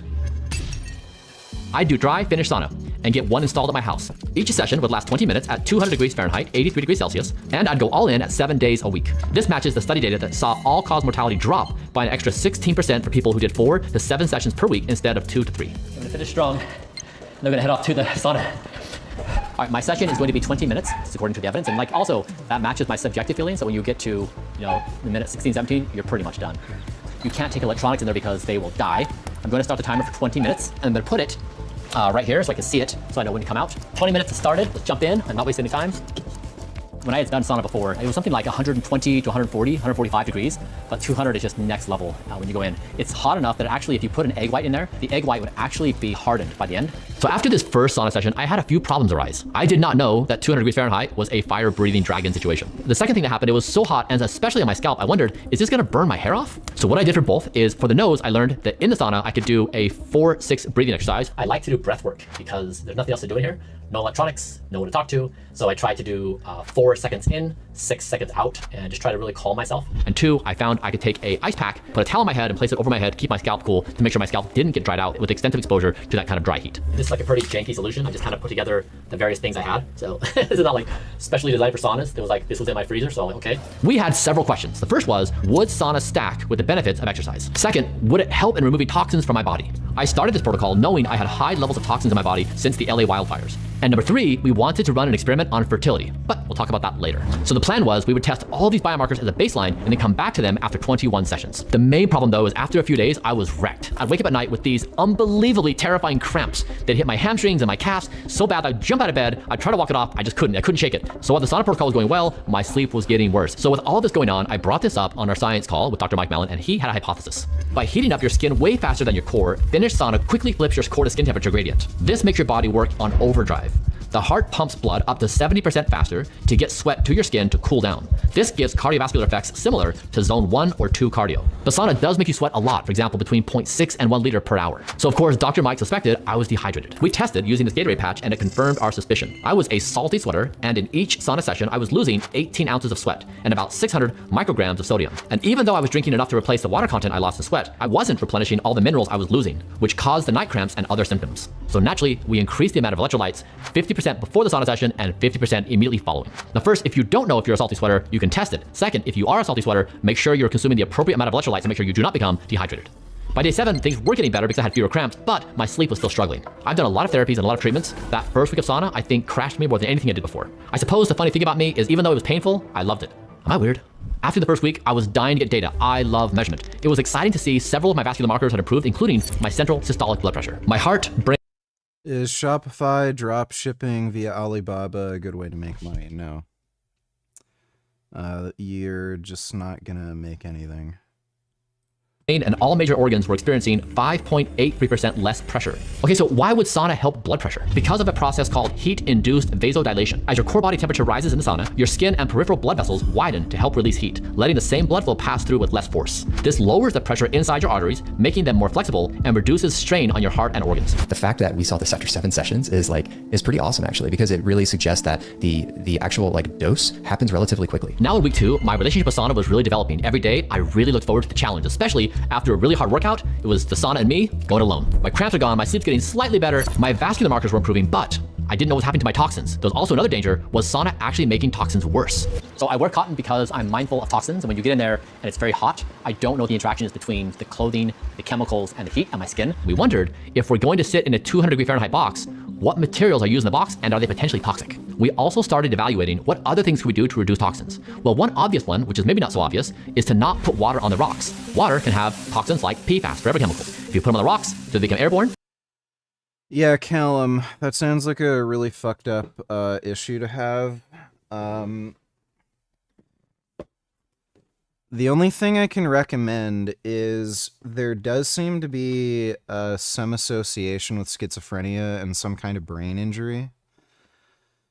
So I would make sure you try to get as much sleep as possible, and I would also recommend supplementing with high-dose vitamin C. Vitamin C is a very important antioxidant for your brain. So I would do those 2 things. Try to get as best sleep you possibly can. And also make sure your vitamin C intake is extremely high, because that will help protect your brain from injury. And outside of that, just try to follow the best diet you can. Avoid cigarettes, alcohol, marijuana. And just eat well, exercise, get good sleep, and eat a very high vitamin C diet. So potatoes are good for vitamin C, obviously fruits and vegetables, and you probably also want to take some vitamin C supplements. So we didn't put water on the rocks. 2 is to make sure I had cotton clothing, not synthetics. That might be bad. And finally, to shower immediately following the sauna to make sure you're removing toxins from the skin. But you may be asking, Brian, why weren't you naked? I thought people sauna naked. That's because I was wearing an ice diaper. Don't laugh. Once I shared on social media I was wearing an ice diaper, I got a lot of questions. Now, in reviewing the scientific evidence, we saw that there was a potential of the heat actually hurting fertility markers pretty significantly. So we took precautions to say we're going to put ice on the boys to prevent this harm. So I went to my freezer, and fortunately I had a whole bunch of ice packs from a whole bunch of different therapies, and I selected them trying to find the right match. Here's the ice pack for the boys. So I just slipped it in. Human testes operate at 2 to 4 degrees Celsius cooler than core body temperature. Even a 2 degrees Celsius rise can derail spermatogenesis, the process of producing sperm for 74 days or a full cycle. I wasn't trying to get anyone pregnant, but Project Blueprint is about making the body as vital as possible in every organ, and that includes sperm health. Now, a question that came up is what about other types of sauna, and specifically wet sauna? Dry Finnish saunas, as the name would suggest, are pretty dry. They have a relative humidity of 10 to 20%, whereas a normal room temperature has about 30 to 50% relative humidity, but that can be a lot lower in the winter. Wet saunas have roughly 100% relative humidity. That means they can't get above 115 Fahrenheit, 46 Celsius, without causing you to burn or overheat. And as we know, most of the evidence for sauna's health benefits, especially long-term cardiovascular studies, focuses on Finnish sauna, where the combination of high heat and low humidity places the body under significant thermal and cardiovascular stress. The other popular sauna option is infrared saunas. Because they heat up faster and generate less steam and condensation, they're way lower maintenance than dry or wet sauna, which makes them very popular with spas and wellness centers. But the problem is they can't get you much above 150 degrees Fahrenheit, which doesn't match the existing studies on sauna benefits. That's why I use a dry sauna. There's no real studies like that on an infrared. So we stuck with dry sauna. By week 3, I'm feeling really good. No cramps, sleep is better, and I'm now in a rhythm. Also, it was time for a big batch of results. We had done enough sauna sessions to know that if we were gonna see results, we'd see them by now. First up was measuring toxins in my body, and man, we were shocked. There were significant reductions in the levels of toxins inside my body. 3 went from being abnormally high to undetectable, and there was a huge drop across the board. This was beyond anything we'd expected. It was the best toxins result I'd ever received. As far as we could tell, this result was a pretty unique outcome according to the scientific literature. It seemed to suggest that sauna is potentially one of the best things you can do to detox your body. After 23 sessions, my cardiovascular results also continued to improve. Central pressure readings were down significantly, putting even less Like, the thing is, that may only be related to the specific toxins he was looking at, not all toxins. Pressure on my organs. And my resting heart rate, a major marker for recovery and fitness, had dropped by 4.4%. And then came another twist. My fertility markers actually improved by 31% after 21 days. These were my best sperm health numbers to date, and put me 6 times above the threshold for what's considered fertile by clinical standards. This made me wonder, should I bring this up on first dates? A future question we want to ask, did my fertility biomarkers improve because of the combination of sauna improving blood flow and me using an ice pack? Or would an ice pack alone deliver similar results? There were a lot of people also wanting me to pair cold with the heat, but that's gonna have to wait for another day because we wanted to see what sauna alone would do as a therapy. So just a few weeks in, sauna was somehow improving my fertility, improving my blood vessels, and removing toxins from my body. But at this point, my sauna experiment hit a snag. I was traveling to Europe for 11 days, to Scandinavia ironically, and I'd have no time to find a sauna and sit in it for 20 minutes every day. So when I got back, we started sauna part 2. The goal was to get to 48 total sessions. Here, we had 2 main objectives. First, we wanted to see if the results would continue to improve, stay the same, or get worse. Would my body just get used to the stress and results, meaning I'd lose my cardiovascular gains? Second, we decided to stop icing my boys for 2 weeks to see what would happen. Basically, we decided to cook my boys at 200 degrees Fahrenheit for science and your benefit, you're welcome. I hit the 48 session mark, and now it was time for the big reveal, the results. The bad news though was my fertility markers were demolished. I turned myself into a cautionary tale for every sauna enthusiast that has testicles. A 200 degree sauna with no ice protection led to a 50% reduction of my fertility markers across the board. So boys, definitely ice your boys. But the good news is my blood pressure and my vascular health improved a lot. My arteries became 25 to 50% more flexible, effectively de-aging them by about 10 years and giving me the vascular markers of a healthy 20-year-old. So we had evidence it is worth stacking sauna and exercise.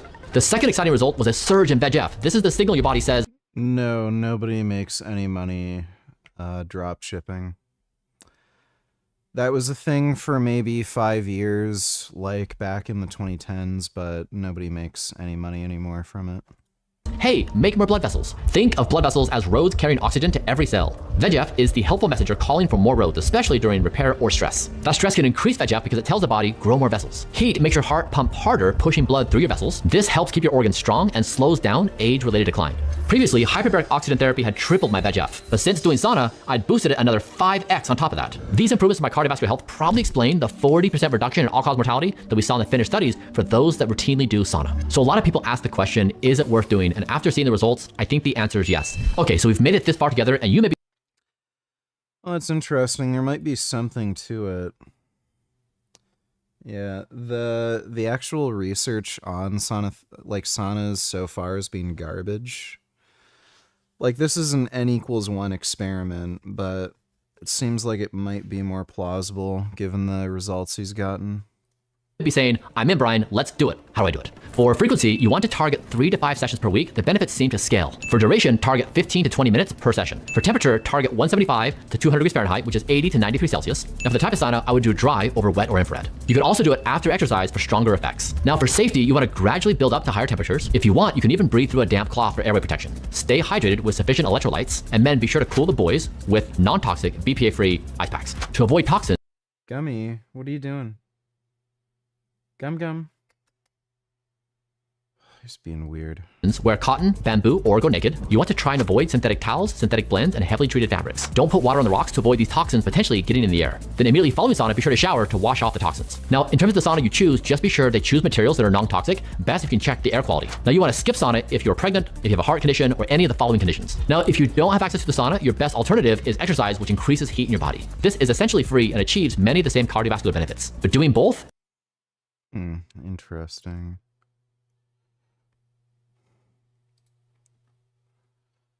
You know what? It's already late. Maybe tomorrow we'll watch this. These videos that Dodo linked. I'm kind of wiped. I gotta just go to bed. I have a case of the sleepy sleeps. But